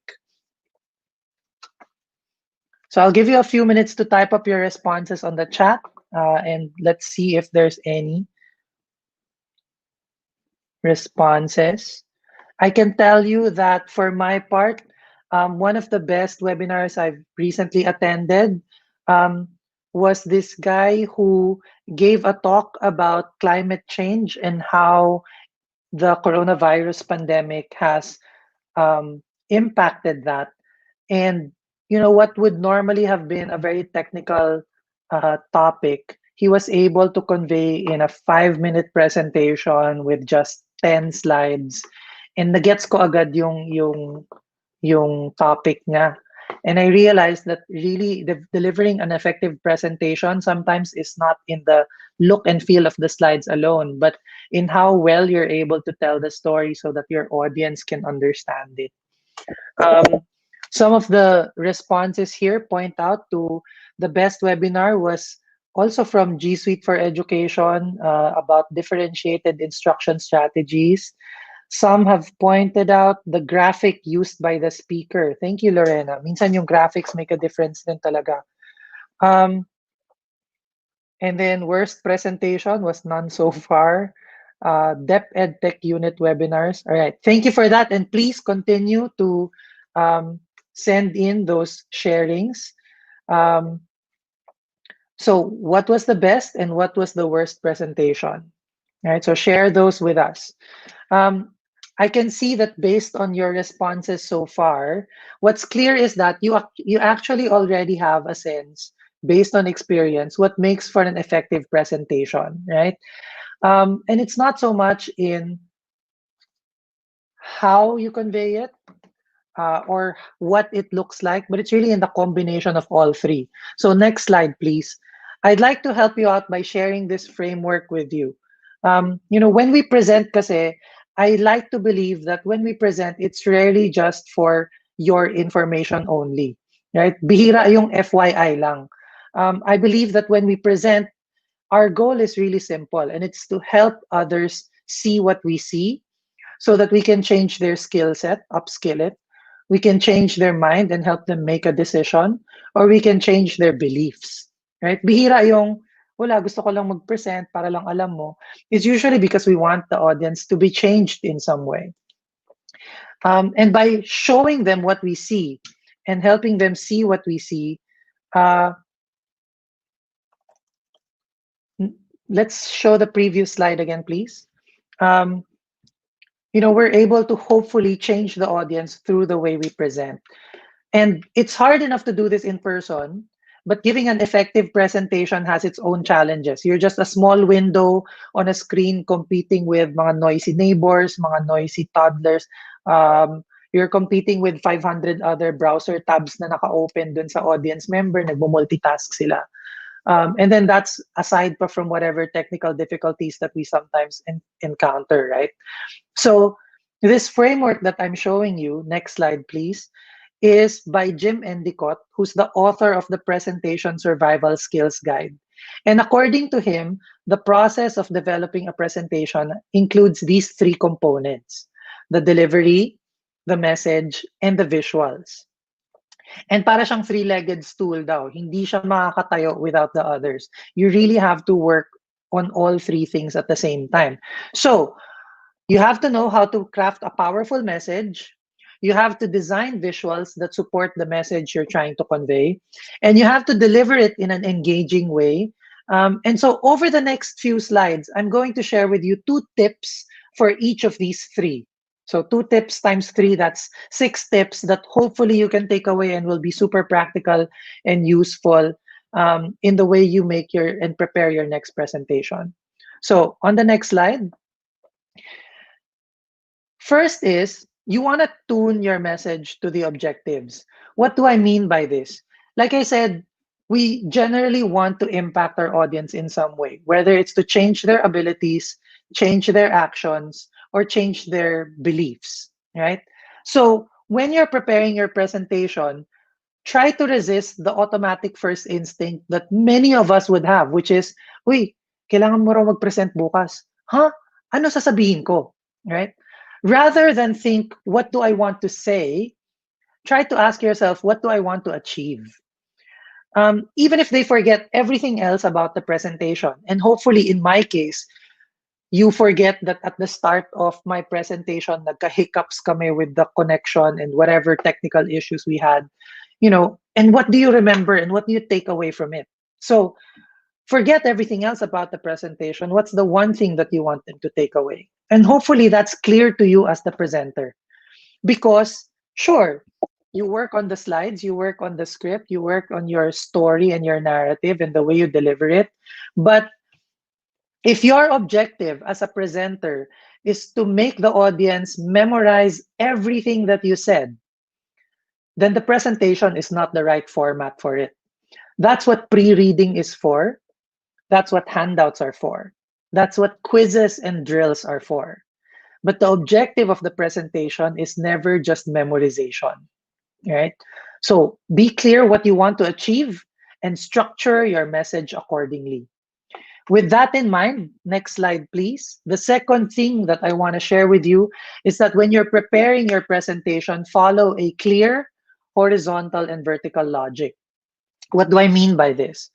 The idea behind horizontal logic is that even if you just read each slide title, kahit yung title lang sa taas ng slides na binabasa mo, then hopefully together they tell the story that you want to communicate, or at least the big picture of what you're wanting to communicate. So it's important that when you use titles for your slides, you make them more active, that they're active sentences and phrases as opposed to just topic descriptions. So rather than use as a header, history of so and so, what is it you want to say about the history of so and so? What's the takeaway there? And that's horizontal logic. And then vertical logic just points to everything else that's under that header should support the title of your slide and vice versa. So again, vertical logic is that all information that's on the slide will reinforce the title or the header of that particular slide. So the content reinforces the title, and the title reinforces the content. There's no unnecessary information there. So next slide. Here you'll see how I arranged mine, and you can just breeze through it and see how I've structured it. But hopefully it's clear as we go through the rest of my slide presentation that I've been very careful to make sure that even if you just read through the headers, you'll get something out of it. You'll get the point out of it. But moving on to the third tip. The third tip is that when you design slides, please design slide visuals with consistency. So next slide, you'll see that I just Googled images using the keyword friendship, right? And the idea here is that if you're going to use photos for your slides, then just use photos for the entire presentation as much as possible. If you're going to use illustrations as much as possible.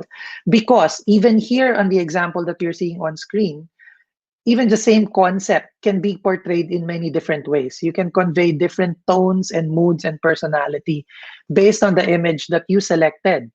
So, next slide. How do you choose the images?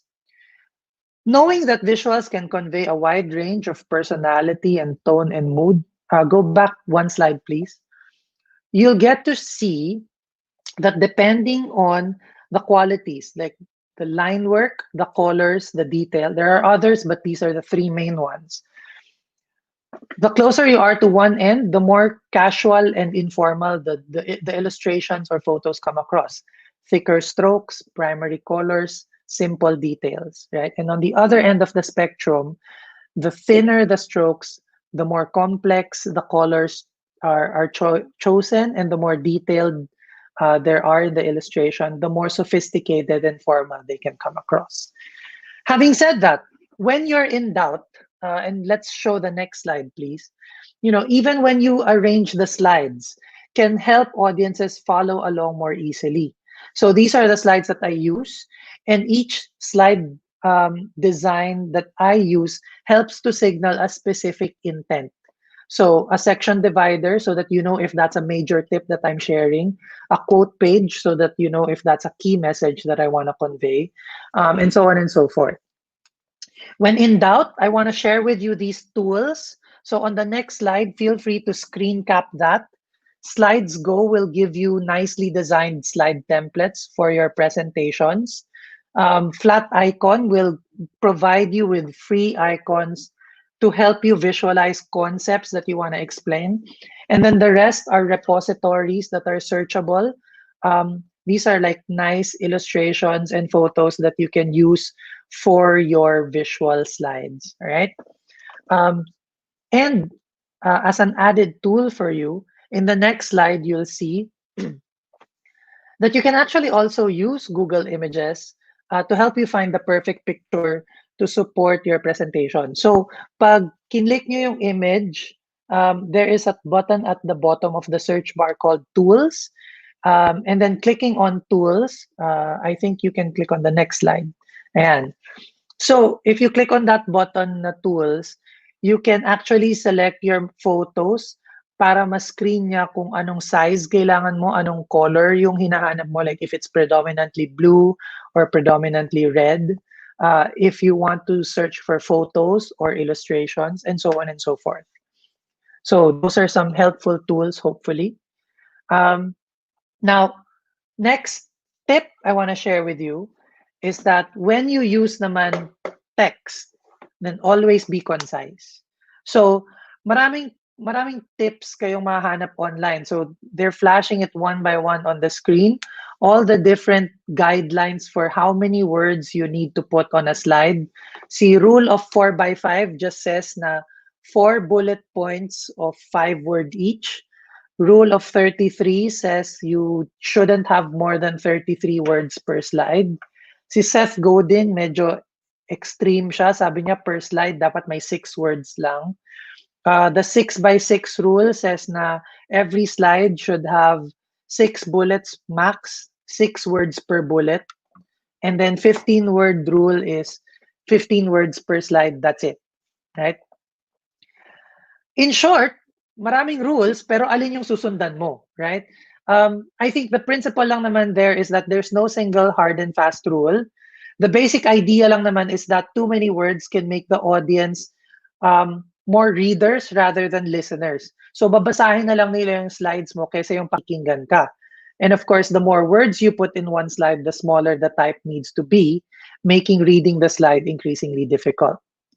So what I can share with you instead are these principles that are on the screen right now. So these are the 4 principles I follow for myself.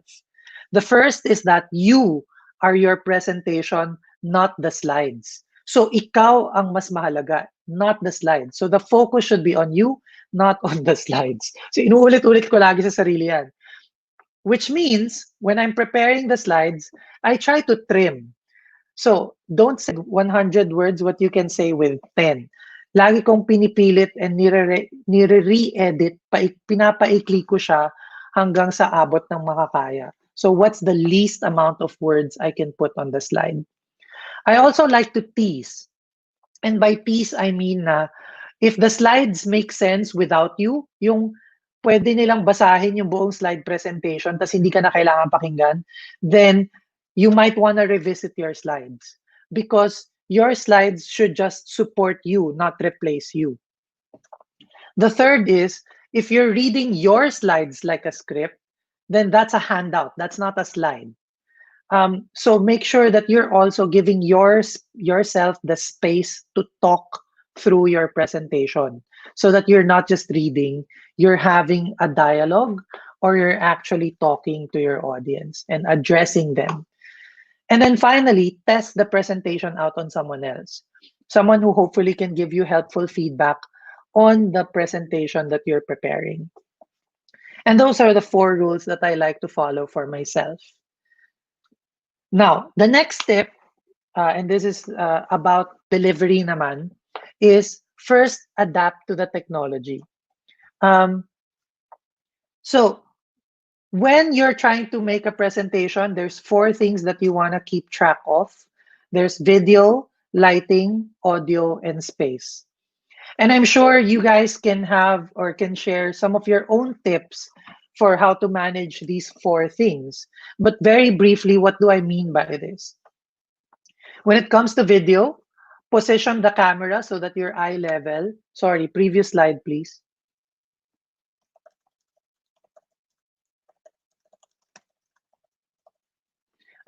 So in terms of the video, position the camera at eye level and look at the camera when you're speaking, not on the screen. Kasi medyo weird yung eye line if you're not looking like you're addressing your audience. So it may feel unnatural, but it takes a bit of practice. Look at the camera instead of your screen or somewhere else. When it comes to lighting, make sure that you're in a well-lit place and hopefully you're lit from the front instead of from the back. Because if the light is coming from the back, you'll just see shadow lang. And then in terms of the audio, make sure that you check your headset and your mic so that you're capturing the sound clearly and that you're minimizing background noise. For my part, I try to make sure that I test the equipment before the presentation starts. And finally, in terms of the space, when I say space, I'm talking about the technical platform because we're talking about virtual presentations. So you'll want to make sure that you understand the technology and the platform that you're using and you know how to use it because sometimes your credibility is affected when you keep having to interrupt yourself by asking, guys, naririnig nyo ba ako? Nakikita nyo ba ako? So it does affect your credibility as the presenter and it takes us away from the message that you're trying to convey. So just like earlier, please, if you have some tips, next slide, please. If you have some tips on what are some presentation DIY hacks that have worked for you, please share them in the comments or chat box. I can tell you, for instance, some of the things that I've seen in the past include yung gumagamit siya ng papel de hapon or Japanese paper as a backdrop para meron siyang green screen na super cheap. We've had members who made use of yung wired na earphones except naka-safety pin yung mic part as a parang lapel so that they don't have to keep holding up the microphone nung earphone nila. Nakasabit na lang siya sa may collar. So there's many different ways to optimize your setup without having to invest in expensive equipment. So if you know of any, you can also share that as well in the group. Um, as a final tip, next slide, please. You also have to account for the norming curve of your audience. What I mean by norming curve is, kailangan tulungan ninyo yung audience nyo na masanay dun sa space or platform that you're using for your presentation. For the most part, being in virtual spaces is still relatively new for a lot of us. And you're having to, like I said earlier, maingay yung mga bata sa background, yung mga kapitbahay, yung tricycle, yung telepono, yung laptop. So participants have difficulty managing or being in the environment, let alone learning from it. So we have to help them get used to the space. What you're seeing on the screen right now is a standard tech check slide that I use at the start of every class or every workshop that I give. So at the start of every class, ito yung ritual namin. Na I go through each of these icons one by one and tell them, okay, please put your mics on mute. Please test your mic by saying hello and then put it on mute. Please keep your screen on, especially kung kaya ng bandwidth. I tell them to test out the participant box, to type in something at the chat. I send out a poll using Mentimeter or whatever tool that I use. And then I send them Google links to the collaborative tools that we'll be using for the class para matesting nila early on pa lang. So, yun yung mga ginagamit namin. And just going through that as a ritual helps to give them the space to settle in and test out the equipment so you can iron out the kinks ahead of time. And then a final thought I'd like to share. So this is beyond the 6 that I promised. This is like the 7th bonus tip. A final thought I'd like to share is that wherever possible, take the load off your back. Especially where virtual learning environments are concerned, I try not to carry the burden of learning on my own. Kasi tanggap ko naman na bilang guro, hindi rin ako necessarily yung subject matter expert. Instead, I see my role as just creating a safe space where students can explore, inquire, collaborate, ideate, and even make mistakes pa nga eh. So whatever presentation I make is really just preparation for the actual work of learning on their own, either by doing it themselves or working with other people. So in the next slide, these are the 2 questions that I generally like asking myself a lot. And those 2 questions are, so next slide, what did I say that they could have said? And what did I do that they could have done? Because at the end of the day, next slide, please. At the end of the day, I really believe that people may not always remember what you said, but they will always remember what you made them do. So, again, people may not always remember what you said, but they will remember what you made them do. Now, in closing, just to recap quickly, the 6 tips that I shared with you are in the next slide. So, tune your message to your objectives, arrange a clear horizontal and vertical logic, design slide visuals with consistency, always be concise, adapt to the technology, account for the norming curve of your audience, and in the end, tada, hopefully, naglevel up ng konti yung presentations niyo. But having said that, let me share with you. I said earlier, diba, be clear with what your objectives are and align your presentation to that objective. I'll share with you now what my objective was in preparing for this presentation. More than any of the tips na shinare ko sa inyo, ang gusto ko lang na ma-take away ninyo, kalimutan nyo man yung 6 na yan na nasa screen ngayon. What I would like you to take away from this are 2 words: comfort and confidence. What do I mean by this? Regardless of experience or skill, comfort and confidence can make a huge difference in delivering an effective presentation. If you're comfortable with speaking in front of an audience, if you're confident in what you're trying to say and how you want to say it, it will shine through. And that will go a long way towards engaging your audience. So, yung tips na shinare ko sa inyo, it's really just there to help support you. And hopefully, if you apply even just one of these tips, then medyo nag-improve ng konti yung presentation nyo, then you'll feel that much more comfortable, that much more confident about your ability to present. And you can be most effective, you can be more effective when you're at your most natural and relaxed. Because more than delivering a presentation like the best presentation you've ever seen, right? And trying to be like that person, the true key to delivering an effective presentation is just being the best you that you can be. And I hope that you take that away from the workshop, if anything else, if nothing else. And with that, thank you for your time. Thank you for listening and participating. If you have questions, these are my contacts. Stay healthy and safe, everyone. Have a good day. All right, thank you so much, Sir Albert. No, ang ganda po nung sinabi nyo na all you need to do is to be the best you that you can be.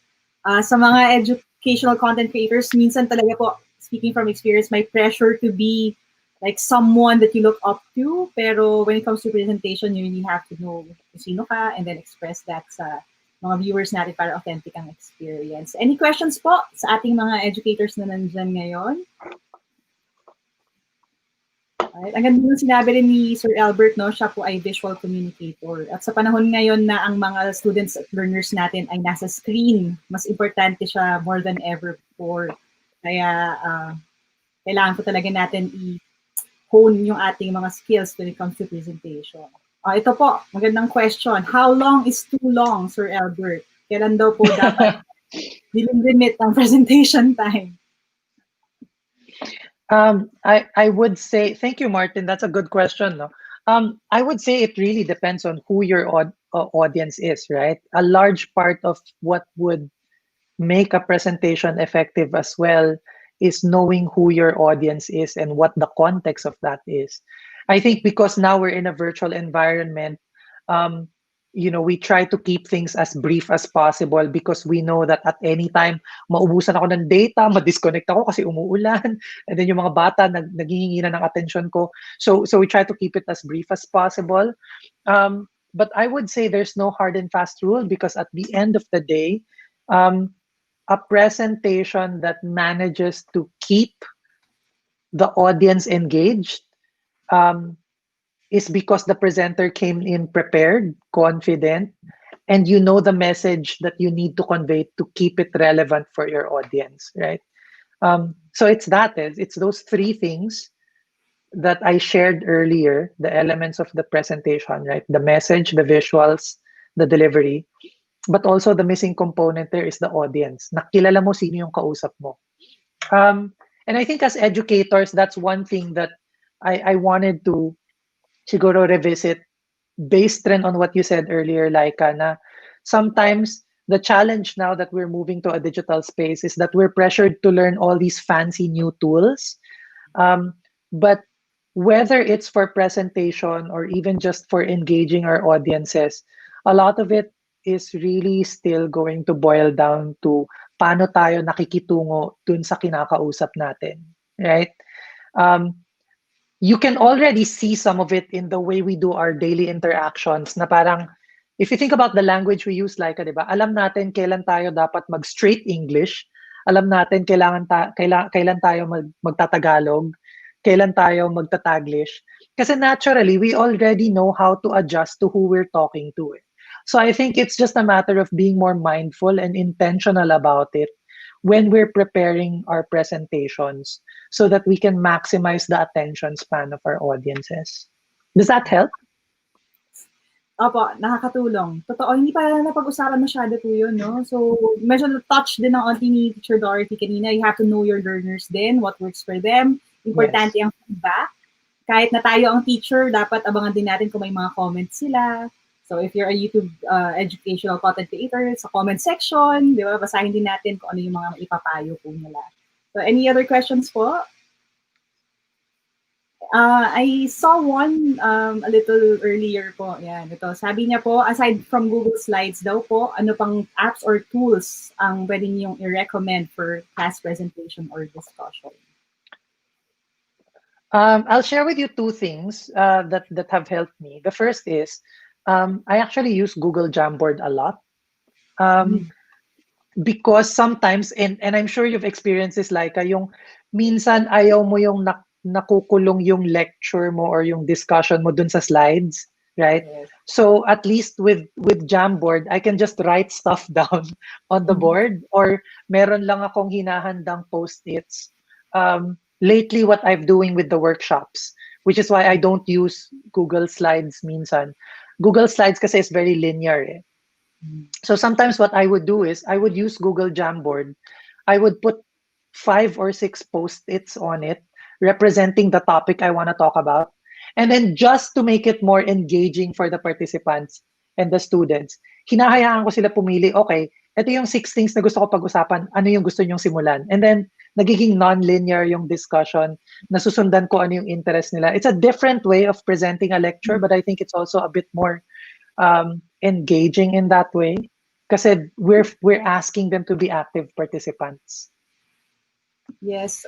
Actually, malaking tulong yan for the visual learners especially, no? Especially sa retrieval din when it comes to information. Kapag hindi linear yung slides, kapag vertical siya, kapag meron siyang way, mas creative yung presentation, may mga students talaga na yan ang effective na tool for them for information retention. So, ang gandang suggestion po niya, susubukan ko rin yung Jamboard for my smaller classes soon. Any other questions? Ayan, ito po. Earl asks, how do I make sure that my presentation is relatable to my students? All right. So two things. Thank you, Earl, for that question. Two things that I can share. I think one is it is our advantage as educators that we get to be with our students for an extended period of time, right? So hopefully over the course of the semester or the quarter, mas nakikilala natin sila and we can adjust. And I think part of the adjustment also, and here's the second thing, is that it calls on us to be more empathic and compassionate about them and where they're at and what their context is. So kung sumabla yung presentation natin, we shouldn't take it against them. And similarly, we shouldn't take it against us. We should also be forgiving of ourselves. Now we're all just navigating this new territory together. So again, it goes back to number one, let's get to know our students better. And then second, it also helps if we're forgiving and of ourselves and of our students as well. We have to be giving each other the leeway that we're adjusting to this thing. Siguro, having said that, one thing that can help, kasi minsan, katulad ko, hindi naman ako magaling makiuso sa mga bagets. Kasi nga, even the word I just used now, bagets eh. So, obviously, hindi ako yung pinaka-up-to-date. You can actually use Google Trends. So, Google Trends is a modified version of Google Search where you can actually see what the kids are talking about now. And you can just spend an hour or two every week, every 2 weeks. Okay, ano ba tong Fortnite na pinag-uusapan nila? Sino yung bagong K-pop band na gusto nilang pakinggan? And then maybe I can include some of it in my lecture and be relatable that way. Google Trends is one of my secret tools. You can try it out for yourself as well. Yeah, I echo that po. Oo, in trying to stay relevant as a tita in this generation, ginagamit ko rin po ang Google Trends. Okay, so another question po from Pia. How can storytelling help in making an interesting presentation? Storytelling is really a very critical tool that's at our disposal as educators, especially if you're starting from a space where, shucks, yung topic ko, hindi naman interesado yung mga bata sa ganito kasi ganito, ganyan siya. Like, meron silang preconceived notions. I know that my own children have their preconceived notions about certain things that they need to learn or do.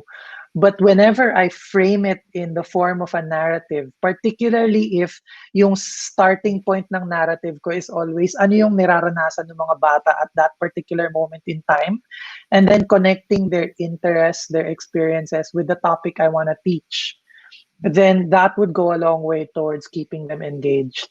So, I know we're starting to homeschool our kids, for instance.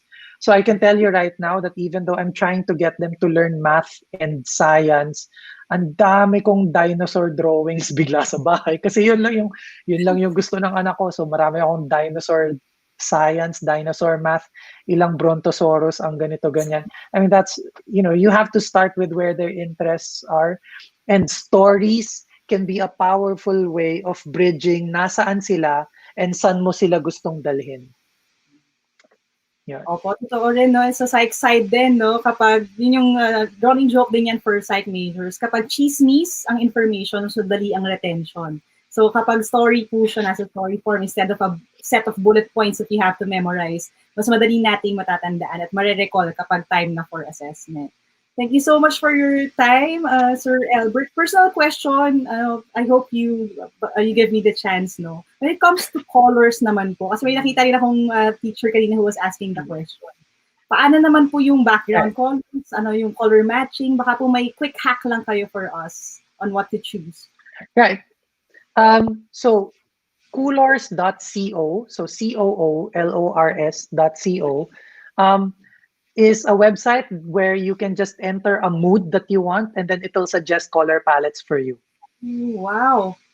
Okay, lista na yan mga teachers para hindi naman parang laging rainbow yung ating mga presentations mga kids. Alright, so thank you po again for your time. Lalo na sa time ngayon na yung Thank ibang you so much. nasa phone lang or nasa tablet lang. Very important yung mga sinabi ni Sir Albert. Thank you po. Thank you. Stay safe. Okay, now we talked about presentation. We talked about how to creatively tell stories para matulungan ang learners natin. Ang tanong po na bumabagabag sa maraming parents at teachers then, how do we know if the pupils, if the learners are actually learning? So dito na tayo sa aspect ng assessment naman. And we have a special guest rin. Our next speaker is Camille Cabatu. Siya po ay QSR Corporation Trainer and Google Certified Educator. I-share niya sa atin ang mga pwede nating gawin when it comes to student assessments naman, lalo na sa distance learning setup natin ngayon. Okay? Hi, Camille! Hi! Hi, Laika! Good afternoon! Your topic is really interesting, lalo na para sa mga teachers. I hope na kayo pong mga nanonood pa, please type your questions kahit habang nagpe-present si Camille para ma-field natin yan at maitanong natin lahat ng kaya nating itanong mamaya. Okay? So thank you, Camille, and I'll turn the stage, the virtual stage over to you na po. I'll see you later. Okay, hi everyone. Good afternoon. And let's go back to the title slides. Hi everyone again. Good afternoon, everyone. So I am very much honored with so much pleasure to be in the same field as our previous participants or previous speakers. Ang galing-galing po nilang mga guro and I'm very, very proud and happy to be again in the same platform as them, reaching out to more teachers and more students at the same time. I am Camille and I'm QSR's trainer for GSuite for Education, and QSR is Google's partner for professional development. And before I went to QSR, I was also an instructor. I taught senior high school and college levels. And again, I'm very fortunate to be here, to be reaching out to everyone. As a teacher and as our company's advocacy, it's really, really focused very much on education. Kaya ang saya-saya po naming lahat to be part of this initiative from Google. Of course, we also thank Google Philippines for this initiative. So again, for today, we'll be talking about students' assessments using GSuite for Education. So as we move forward, of course, I know we are all familiar with what assessments are. We're all very much aware that we do this every day. But again, let's just move back a little bit and give it as a bit of a refresher for our teachers. I mean, what are assessments, right? Ano po ba tong mga assessments nito? So I'm sure, again, everyone's aware of what assessments are, but this is something that we do every day. This is something we do continuously, on and on, observing our students, knowing questions, raising questions, and so on and so forth. And these are very much, student assessment is very, very important in the classroom, and we do this every day. So as teachers, we have so many ways of assessing our students. First and foremost is informal assessment. No, yung informal assessment, we do this every day. Hindi man natin siya gine-grade, pero nakikita natin, we observe how our students interact with each other, how our students also answer when they recite, when they meet us in the hallways, how they, grasp concepts, how they get to build ideas as well. And the thing is, in distance learning, we get less informal assessments because we get less synchronous classes. We don't get to see our students face to face. And that is a big hump for us. And I would want to harken back what Miss Eileen said earlier on sa pinakauna pa lang po ng webinar natin, that we can do emotional check-ins to our students to see what and how they're feeling. And this is one way of communicating with them, because, that sense of social emotional relationship is also very important. Kaya nga sabi rin ni Miss Dorothy, tawag niya sa mga estudyante niya anak, because there is that sense of connection between us as teachers and them as students. I am personally very proud to be a millennial teacher. I believe I'm the youngest in the group that presented today, but I can't call my students anak, but I do love how we still have that professional connection within the classroom. But it's a bit more millennial in a way, that I get to relate my topics into the things that they want. So like the relational stuff is easier for me on my end as to how the topics would go about in our classrooms. So again, we have also performance assessments, and this is where teachers, evaluate the process of students as to how they solve a problem, how they were able to create a project, how they also demonstrate their skills, right? And I believe sa DepEd po, sa ating K-12 students, we have PETA, or the performance tasks. And in a way, every time we ask them to build an output, this is a performance task. And I personally teach art appreciation subjects. I teach contemporary art. These are subjects that I teach aside from literature and the like. So what I do is that every time I ask them to do an output, I would always, always, always take into consideration the time and effort that they really put into their work. So even before everything, I know that doing the output already, there's already time and effort connected to it. So there's already that plus point for when I grade my students. So aside from this, we also have portfolio assessments. And portfolio assessments, siguro sa perspective ng student, parang, ay, kailangan ko lang i-collect yung mga papel na binigay sa akin ni teacher. But as teachers, we are very keen to detail, and we are also very creative. So, bakit natin kailangan ng portfolio assessment? It's because we have to track the progress of our students over time. We get to see na, okay, nung una hindi niya masyadong naintindihan, kaya ito yung grade niya, or kaya ganito yung output niya. And as we move further into the quarter, or by the end of the school year, we get to understand na may natutunan si student because they got to see and understand that the outputs are so much better than the previous ones. So let's break it down a little bit further on the next slide and look into different types of assessments. Number one, we have summative assessments, and ito yung sobrang familiar tayo. Ito yung quizzes, ito yung unit tests, long tests, and quarterly exams, or like prelim and final exams or midterms. These are your summative assessments. So the second one we have is formative assessments. And take note, this is the one that we're going to be focusing more on for today. It's our formative assessments. Formative assessments are where we get to check students' knowledge, and, we can check it before a certain lesson or during the lesson or post lesson. And later on, hopefully you get to enjoy the sample formative assessments that I have for you. And the third one is assessment in itself as learning, right? This is where students, assess the process, evaluate an activity, give you feedback real time, and many, many more. So, GSuite for Education, na-mention to ni Ms. Eileen kanina, ang dami-dami nating tools that's ready for us to be used, to be utilized.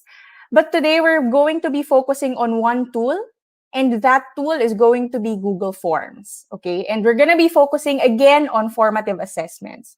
So I'm just gonna give you a few examples on how to shake up your learning using formative assessments in Google Forms. So let's go to the next slide. And this is how we get to navigate to Google Forms. Alam ko, marami sa atin gumagamit na ng Google Classroom. Marami din sa atin gumagamit ng Google Docs and ng Google Slides. But Google Forms is also a very, very efficient way of, conducting surveys, gathering data, formative assessments, summative assessments, all types of assessments, and feedback form, and many, many more things. So before we get to navigate to that, we can type forms.google.com in our URL or in our address box or omnibox, or forms.new. Actually, these two are the same. They are both going to navigate or lead you to Google Forms. But in any case, the first one actually leads you to a template part, and the forms.new leads you to a blank Google form.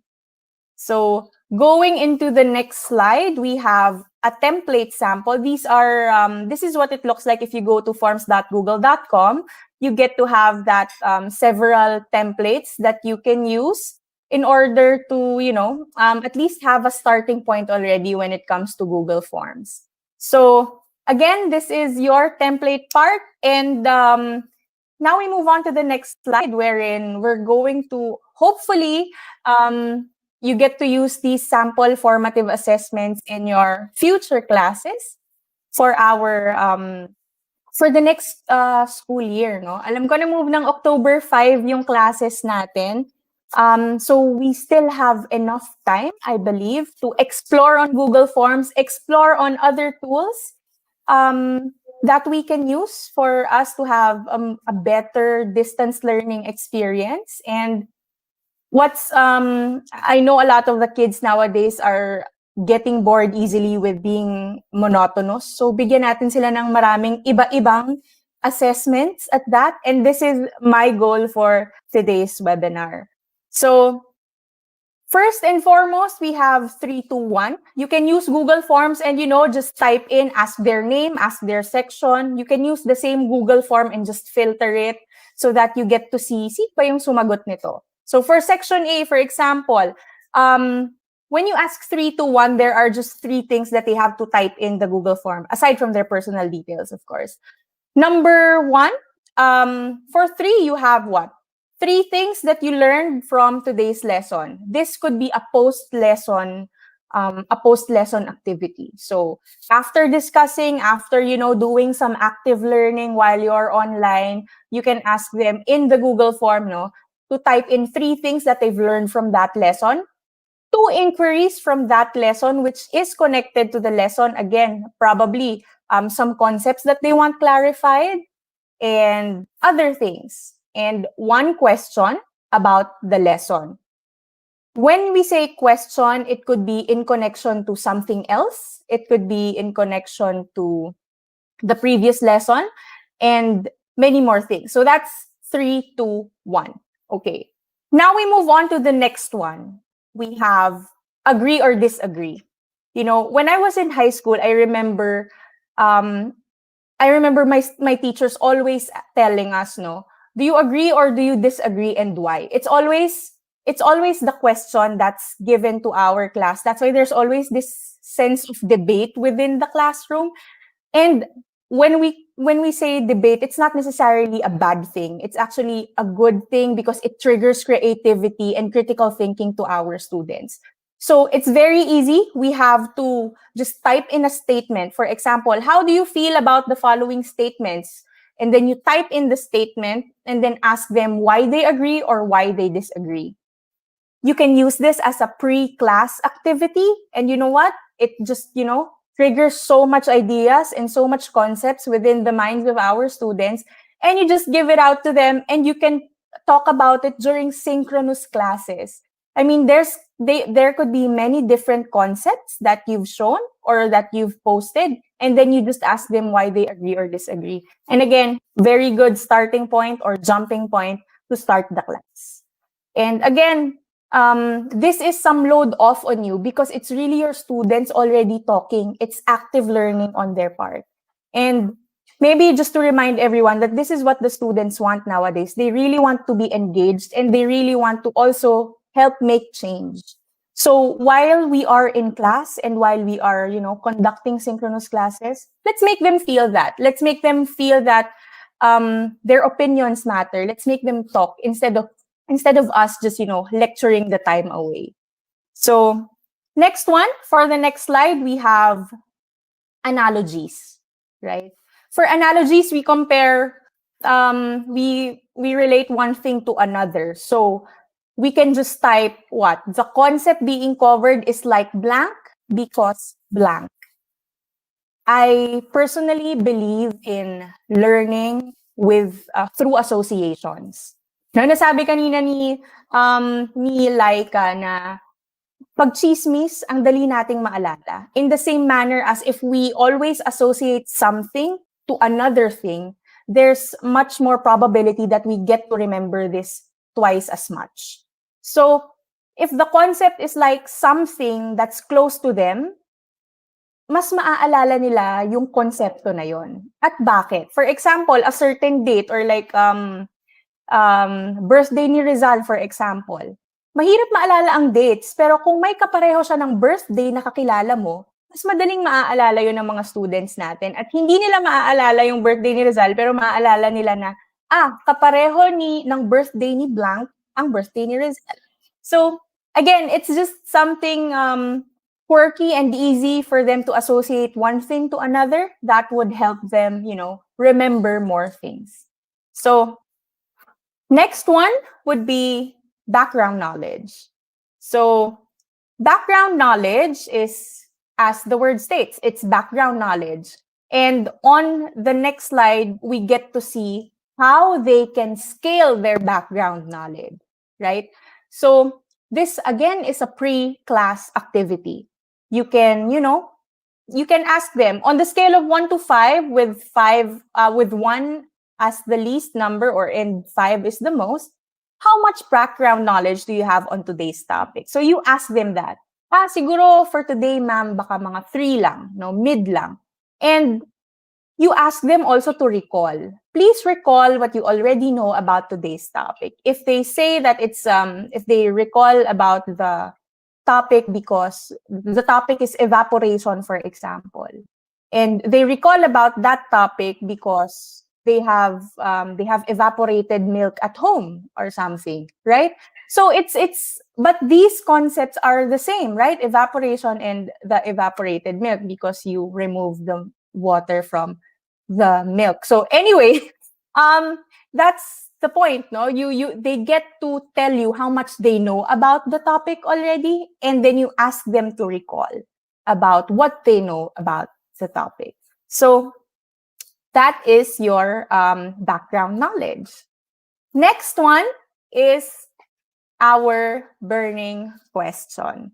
So I know everyone has a burning question within them for every topic.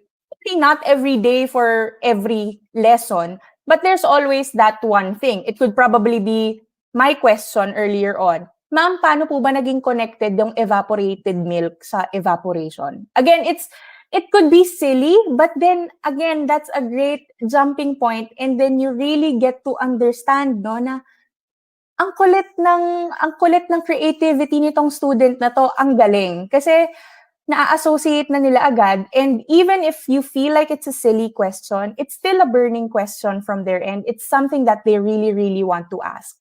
And it's also additional knowledge on your end na, oo nga, related pala tong two things na to, right? So that is for burning question. Moving on, we have effectiveness. I know for us teachers, we dread yung evaluation by the end of the semester na, how will my students rate me? How did the lessons go? How did I teach them? Was it okay? Diba? Okay ba yung pagtuturo ko sa kanila or not? So, for us teachers, kinakabahan tayo dyan sa evaluation by the end of the semester or, by the end of a quarter. But through effectiveness, we get to understand immediately on the next slide, we see that they get to rate the lesson, right? So, paano nila ma-rate yung lesson? Pwede mo silang tanongin, on a scale of 1 to 5, how effective was today's lesson? If your lesson was on a certain story, for example, then how was this lesson effective for you? Gaano karami yung natutunan mo from 1 to 5, right? And then you also ask them, what made this lesson effective? And another question to follow up with that is, what might have made today's lesson more effective? And in this simple way, you get to see that for the next lesson, pwede mong tanggalin yung, okay, sabi ng student ko, mas effective kung mas malalaki yung font size ng presentations ko. Or maglalagay ako ng more videos, or maglalagay ako ng more pictures, right? So, that's something that you can immediately adapt on your next lesson, and you don't have to wait for one whole quarter just to, see their feedback. You can do it immediately after a lesson. And you also would be taking the same values or whatever you're doing na feeling mo nagiging effective for them, you take that and bring it to the next lesson. So if it could be, the way you speak, it could be the way you present. Again, whatever makes it more effective for them, that's what we carry on. And what makes it less effective, of course, we change and we try new things. Again, as Sir Albert mentioned, we are in the same playing field as them. This is all very new to all of us. It's okay to explore. It's okay to do, trial and error. So next, we have photo prompts, right? For a photo prompt, you ask them 3 things. And again, sabi rin kanina, ang dami-dami nating visual learners. So with just showing them one whole picture, ang dami na nating makukuhang output from our students. Number 1, you can ask them, what do you see in this photo? And when we ask them what they see, it's going to be more descriptive, right? I see 4 people in the photo. That's okay because you're just asking them what they see, right? Number 2 is, what do you think is going on in the photo? We ask them what they think about it. So it's more creative because nagsa-start nang maglaro yung creativity nila, no, na oo nga, kaya yung ginagawa nila dito sa picture na to. They could be friends, they could be colleagues, could be many more factors kung ano nga ba yung naiisip nila about that certain photo. And number 3, what they wonder about the photo, right? It could be something that's not within the photo. It goes beyond the photo, no? Pwede nating makita na, okay, volunteer sila, nakalagay dun sa t-shirt. Bakit kaya sila nagvo-volunteer? Are they volunteers for charity work, as in giving out food packs? Are they volunteers to adopt pets? No, it could be many things. So these are 3 things that we can ask our students. Again, it could be pre-activity or a mid-activity or a mid-class activity. Of course, if we have a photo prompt, we also have a video prompt. That's for the next one. So for the video prompt, we show them a video, and I do suggest, so that it won't take up your active learning time on a synchronous class, you assign this video via Google Classroom, for example. And when we give it to them via Google Classroom, they get to watch it on their own time. And then once we, finally discuss this in class, they will be giving you questions already, and you can be answering those questions while you are doing your synchronous classes. Again, same topic, still on doing active learning. Next, we have KWLA. I believe yung KWL na mention to ni Teacher Dorothy kanina, right? So, you just ask them four things, but KWLA could actually be separated and divided from, the pre-activity and post-activity. For for your for your pre-activity, we ask them what they know. No, what do you know about the topic? No, what do you know about the lesson? And um, what else? What do you want to know about the lesson as a pre-activity from the point of view that these are the things that they know already, and these are the things that they want to learn more. So after that, as a post-activity, we can ask them what did you learn from that lesson, right? What did you learn from the topic that we've just discussed? And how will you be able to apply this lesson in your life or in the real world? And a lot of our students would always ask that. No? They would always ask, Ma'am, bakit ko kailangan malaman or kailangan kong makilala tong mga tao na to? And I would teach them about national artists. And they would always ask me, bakit ko po kailangan malaman to? And I would always remind them that these are people that have made impact to the country through their artworks and through their art forms. And it has also, triggered patriotism and nationalism within our citizens. So it's very good to know that these are some of the things that they could apply it to. Para importante na malaman nila to because so and so. Okay. So next would be free writing. No, my background is literature. When I was in college, I took up literature, and I love free writing. We were given about 3 minutes to just write whatever we want without stopping, without putting our pens up. And this is something that you can use for your students. They can just write freely about about the lesson topic from that certain day. If you talked about a love story, for example, ang dami-dami nating hashtag hugot dyan from our students. If you talk about Romeo and Juliet, for example, you can ask them to freely write about their takeaways from the topic, about their questions, or whatever it may be. As long as it's connected to the topic, you can just ask them that. Ask them to type continuously for 3 minutes, whatever their thoughts are.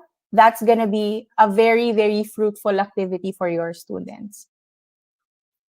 So, last but not the least, I have a text prompt. Okay.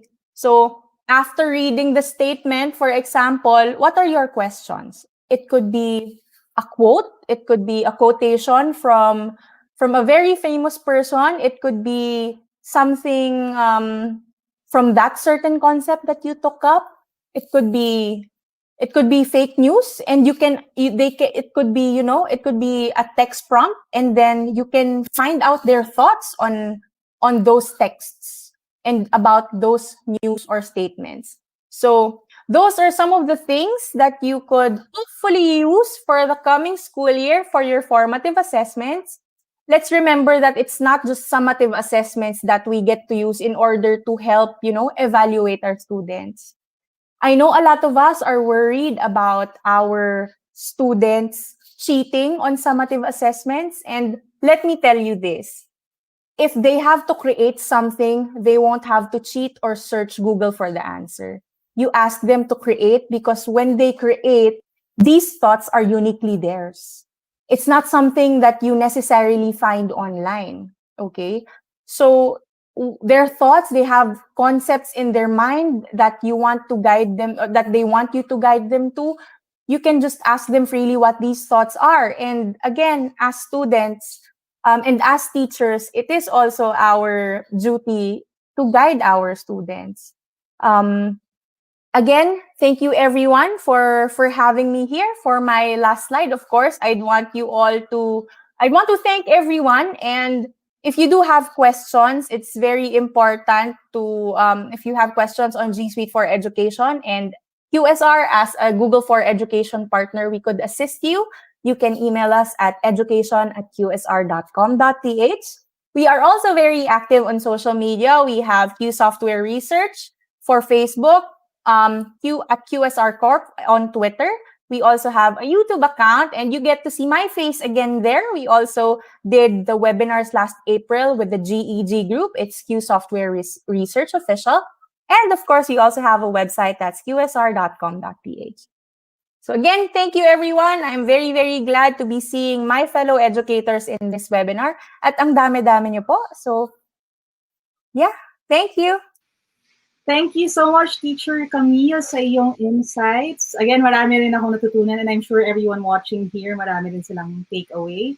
Ako specifically, sa experience ko sa Google Forms, malaking tulong po talaga siya. Hindi lang sa assessment after the lesson, pero dun sa pre-assessment din, very important siya na tool. We have in psychology what we call forced recall, di ba? If we do that before the lesson, it helps yung mga students to get into the right mindset sa learning. And a quick little trick then that Camille mentioned, you can add a little bonus question at the bottom of the assessment na parang free lang na for them to write comments, maybe suggestions. Yeah. Maybe you can reinforce na hindi ito makikita ng mga classmates ninyo, right? Kasi, actually, yes, that sense of anonymity is very, very helpful. If they have like feedback to you also, if it's anonymous, mas napupush sila to write honestly. And it's good that we also practice that sense of respect, yung boundaries natin with their data also and their identity. Yes, that's true. And while we're waiting for questions from our viewers, very helpful tool talaga siya. What I do is yung, di ba meron tayong assessment, may parang range, tapos may mode and median na instant na yon sa Google Forms. What I do, since hindi naman nakalagay yung mga names nila, I post it dun sa class group namin para lang mag-gauge din nila, ito yung improvement ninyo, pre-test to post-test. So they get encouraged as well. Okay, so we have a question from Paula. Sabi niya, I'm curious to know how to grade students in a distance learning setup. Wow, this is really great. When it comes to subjects like PE and GMRC, mahirap magpa-quiz sa PE. Paano kaya po yun? Actually, totoo yun. This is a very tricky question, if I may. Not naman hard because all of our teachers are very, very creative being in that field where we always have to innovate. Diba, Laika? I'm sure you understand what I'm talking about. So, first and foremost, we have PE, physical education, and much like the kids, it's very kinesthetic, if I may. It really focuses on motor skills, right? So, ang madadagdag ko lang dito at ang currently ginagawa ng ating mga PE teacher, I am not a PE teacher, but what they do is they ask their students to record their activities through Google Meet, for example. They can record it. Recently, yung mga previous students ko, nakita ko nag-Zumba sila, tapos ni-record at sinend. So, nakakatuwa, di ba? Because there's still that physical movement, even if you're inside the classroom. When we were in class, pag pumupunta tayo ng klase natin, feeling natin, ay, PE lang yan eh. But no, it's actually very, very important, especially now. Makikita niyo lahat ng videos on Instagram, on Facebook, naka-Chloe Ting, di ba? Lahat sila nag-exercise, and that's physical education that's happening right in front of your eyes. So those are some of the things that's very, very important. What else? Si Paula also asked about GMRC, and this one is the trickiest, if I may. I remember when I was in elementary pa lang, tinuturuan na kami ng computer teacher natin, I believe, ng online ethics or etiquette, right? Meron yung do not snoop with other people's email addresses or something like that, right? These are the things that we really have to apply and observe now. There may be factors that's different with the values that you are trying to grade with your GMRC. Dahil mahirap, again, it's a big hump for all of us that we are not, we're not in that physical environment, di natin nakikita yung isa't isa. Wala tayo nung simpleng good afternoon, ma'am, or good morning, ma'am. No? Hindi na natin napapansin yon. All of our interactions are online.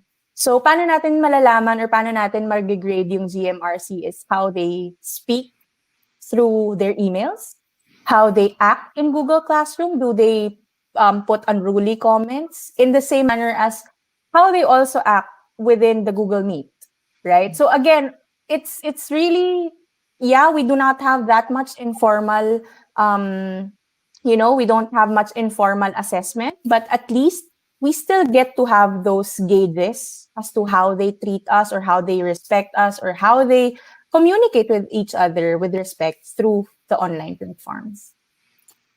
Great points. Totoo po yan, no? When we talk about GMRC, hindi lang dapat offline, dapat online may GMRC din. So makikita rin natin yan. We have another question from Rodelio Bermudez. Sabi niya, what do you think would be the best assessment to apply in order to get the accuracy of students' grades? Okay, this is, ito yung hard question. Ito talaga yung hard question, di ba?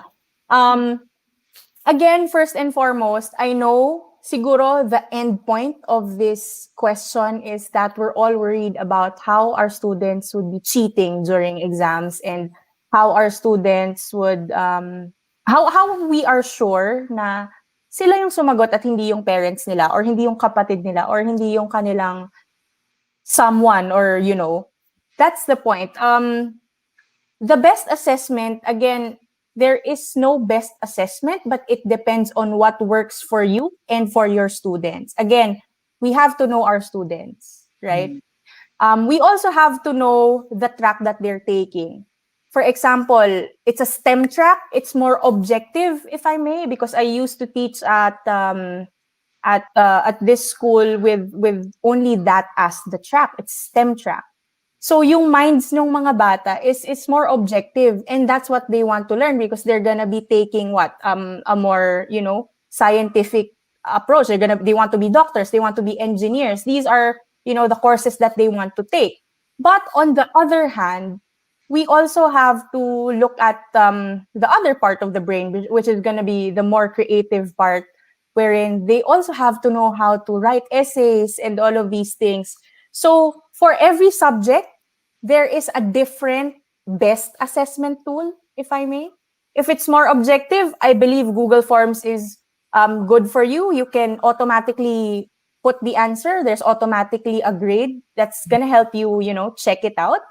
For my end, I'm a literature graduate. I teach, all of these writing things, all of that connected to words. I love giving essays to my students. I want to see their reflection. That's what I love.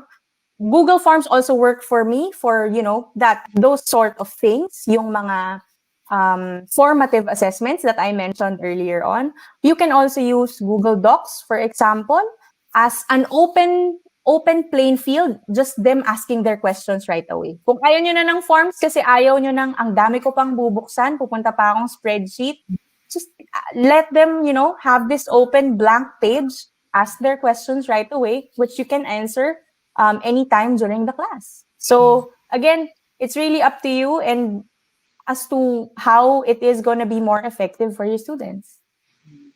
Yes, that's true. And the furthering din yung sinabi ni Teacher Camille, no? Meron siyang minimension na ito na yung graded assessments natin. The teachers know na graded to, students know na graded ito. Pero you can also use non-graded na assessments to gauge yung students natin para nawawala yung anxiety level nila, lalo na sa panahon ngayon. We have another question from Eileen. Sabi niya, do you also encourage the use of online quizzes? Can you share some, please, mga online quizzes? Okay, of course, I do encourage online quizzes, especially in this pandemic. I will not suggest anything else, but do online platforms. But for me, again, I would just have to reiterate that Google Forms is one good way of assessing your students, whether it be objective, formative. In the same way as, again, there are a lot of add-ons in the GSuite marketplace. Let me remind you, hindi lang po yung forms na yon. Kung gusto nyo ng may time, like may timer, meron din po tayong mga add-ons on that. If it's more mathematical, baka nag-worry tayo, wala pong mathematical figures sa aking keyboard. There are a lot of add-ons in our GSuite marketplace for us to add in our Chrome tabs. Tapos makikita nyo, it's just magic. It's so easy to be used. And si Miss Laika is smiling because I'm sure she understands also what I'm talking about. My tip for, since we have this extended time period, is to explore. It's really that. Sabi nga ni Sir Albert kanina, hindi natin kailangan punin kung ano yung popular at kung ano yung sikat na ginagamit ng lahat. What works for you as a teacher? Ano yung mas madali for you? Kasi again, but at the end of the day, it's how our students are learning that's important. It's not the tool. It's how they are learning, right? So, ayun. I hope that helped. I'm sure it does. Ang maganda rin sa Google Forms, hindi lang siya multiple choice rin po lahat ha. So again, please explore maraming mga types ng mga questions. Pwedeng naka-scale, pwedeng naka-open-ended na question. So may extra time kayo to prepare for that. Another question from Aldrin Gadon. Sabi niya, good afternoon. I just want to ask how we are going to give grades to our students on performance activity if the learning modality is modular. May onting limitations na tayo sa tech side dyan. Ano pong may papayo natin? Correct. Oo nga po. If it's modular, again, we have different types of distance learning modalities. One would be, we still have the synchronous, asynchronous learning, and modular is a type of asynchronous learning, tama po. And ang nakikita ko sa ibang classes o sa ibang schools ngayon, binibigay na nila yung modules at dinadala sa iba't ibang bahay ng ating mga estudyante. And we just have to respect and recognize the efforts of our teachers, our staff, and our schools for those efforts that they do for our students. Hindi po madali yun, no? How you are going to give grades, again, it depends. Number one, my quick tip is to have rubrics, okay? To have rubrics as to how you are going to grade these things. Kagaya ng sinabi ni Miss Dorothy kanina, magandang may rubrics para alam na nila kung paano sila mag-gradean. Number two, we have to correctly or quickly think and, isipin natin, ano po ba yung mga pwede nga nating gawing activities para sa mga students natin, no? Meron po akong isang example is that they don't have internet connection, but what they do is that they transfer the flash drives, may mga videos, no? Although there is some, interaction, pero yung teacher yung nag-effort, but again, that's not necessarily that's not necessarily ideal for everyone. Pero ang galing nung nasa isang flash drive yung mga activities niya at isa-submit niya at one time. So, wala ngang internet pero at least nakuha mo pa rin yung, again, paperless or, or a photo even or a video of that. Since we have smartphones, they can write it down on paper. Tapos, paano ba? Pipicturean natin, lagay natin sa isang flash drive and you can get it. So, it's still working around that with less technology available for our students. And siguro, just to add, no, Teacher Camila also mentioned kanina, magandang way to gauge din learning yung application. So, siguro citing an example, I used to teach Pol Sci. Instead of tests na laging matching type or fill in the blanks, we can challenge them instead to siguro create a bill that you're going to propose to the Congress or to the Senate.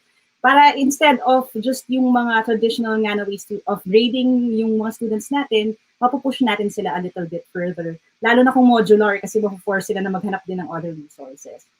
Okay, ito po, hot topic din ito. Ang mga students nagtutulungan daw sa cheating. Ang teachers dapat magtulungan din sa pagpigil ng cheating.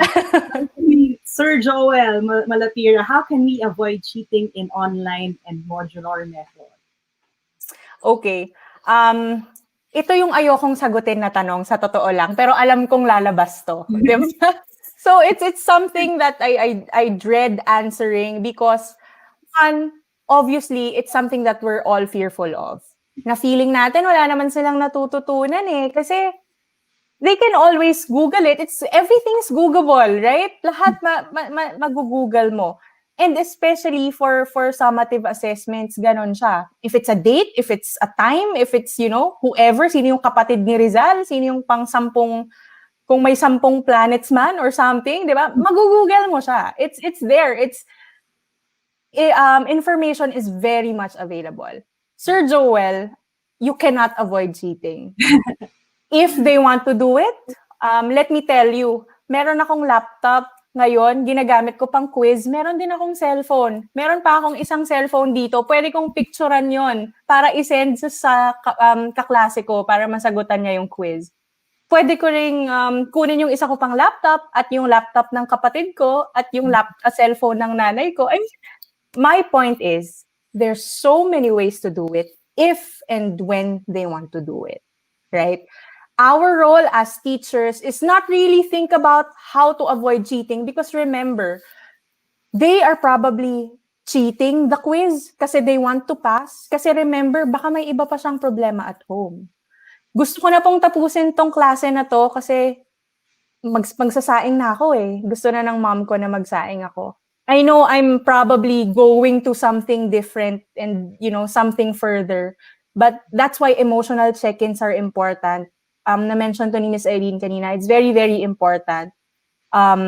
Because we have to understand that their grades are flunking or their grades are rising because of the certain setup that they also have at home. And that's not what we necessarily understand immediately right off the bat. I mean, you get to see Laika's background with all of the lights and stuff, but we don't know if she's going through something. You get to see my wall and my curtains, but it's the kitchen right behind this. I mean, you know what I mean, right? Values formation is very, very important. Again, there are ways that we can avoid cheating. In Google Forms, you can shuffle the questions. You can also shuffle the answers para hindi nila alam na, ay, number 1, ito yung sagot, right? Don't also put numbers so that when it's shuffled, they don't know that it's number 1, right? So, yun yung pinaka practical thing that I can tell you. But again, it's not something that we should expect to be foolproof because distance learning is not an end-to-end solution. It is a tool. Again, as teachers, we are not gonna be obsolete. Nagtataka tayo na, oh no, everything's online, papalitan na ako ng robot, right? Hindi po, it's not gonna happen. We are not gonna be obsolete. We are teachers. We are human beings with emotional connections with our students. And that's something that's very important and you are not gonna be replaced.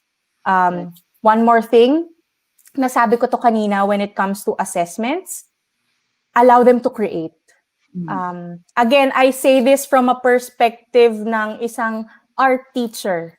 I ask my students to always create and to not stop creating because when you create something, it's not something that they can copy online. It's not something na pwede silang magpatulong sa family members, sa mga best friends nila na neighbors nila. But it's not something, na, okay, ang sagot dito ay December, right? It's not something searchable. It's uniquely theirs. It's their effort. It could be a family effort. If you may, I mean, why not, right? Give them something that they can create, pero huwag naman too much. But, just at heart level lang, yung tama lang na kaya natin gawin din. Yes, that's true. Sir Joel, no, di ba, lahat tayo nakaranas ng maging part ng isang klase.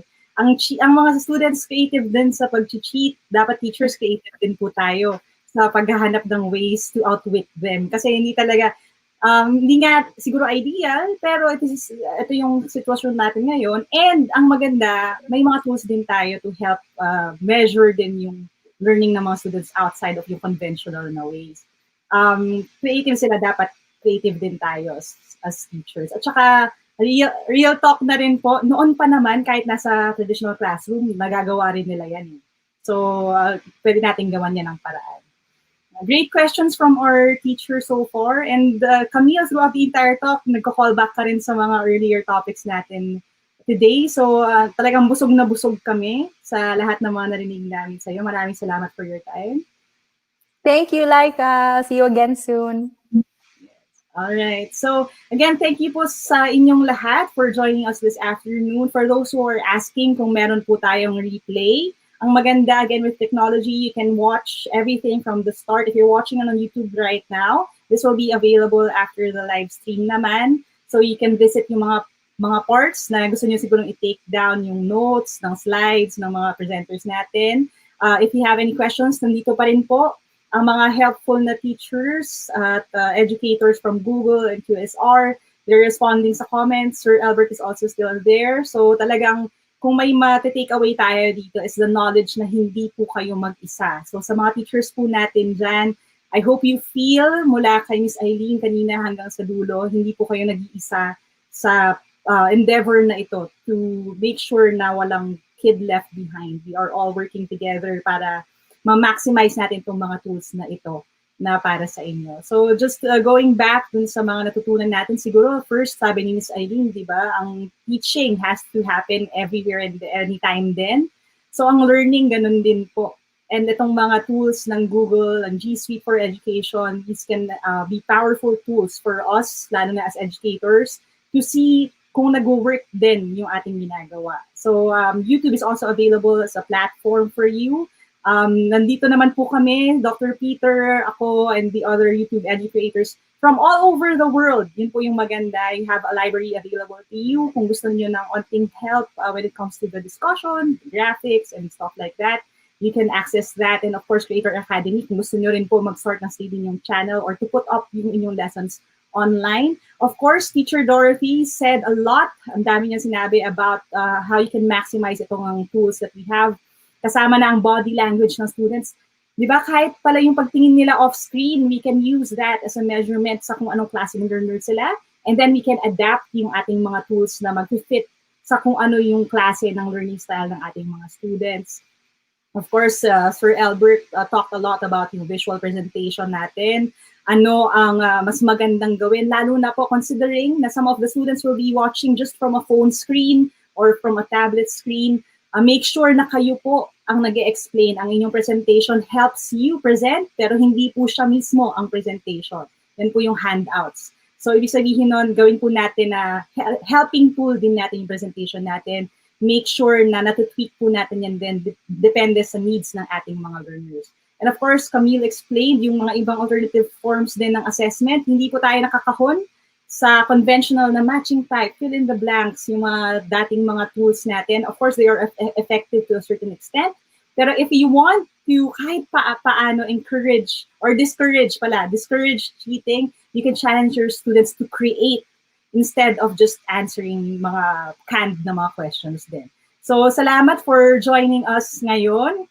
Again, this webinar is for the teachers. Tomorrow is going to be exciting kasi po it's also going to be for the parents. Sa mga teachers po natin dyan, kung ang mga parents niyo po sa inyong mga section ay medyo may onti pang anxiety, fearfulness about yung bagong normal natin, maybe you could tell them to join us here tomorrow, 2 p.m. Same time po, dito rin sa Facebook ng Google Philippines at sa YouTube channel ng Google Philippines. We have an entire new lineup po para sa mga parents naman tomorrow. I'm sure we're going to learn a lot from them as well. So again, if you haven't seen yung first parts po ng webinar na ito, this will be available after the live. And maraming salamat for joining us. All of the questions that you have, you can direct it po sa Google for Philippines, Google for Education. And marami pa po tayong mga hinandang resources for you. Salamat po sa inyong lahat. Umaabot po tayo ng thousands. So maraming salamat sa inyong time. Sana naisulit po natin ang inyong 3 oras ngayong araw na ito. Maraming salamat sa pakikinig, sa panonood, sa pag-notes, at higit sa lahat sa paggawa po nito sa inyong mga sariling mga classroom. I've always believed that the best teachers are learners who never stop. And by you being here, wanting to learn and eager to learn, ibig sabihin po nun, you are the best teachers that our children have. And as I always say din po, ang motto ng Team Laika here on YouTube, Aja never stop learning. And this has been Laika Marabilia. Making sure din na i-remind kayo, again po, physical distancing as much as you could, wash your hands, wear your masks, and please be safe. The Philippines needs you. All right? Thank you for your time today.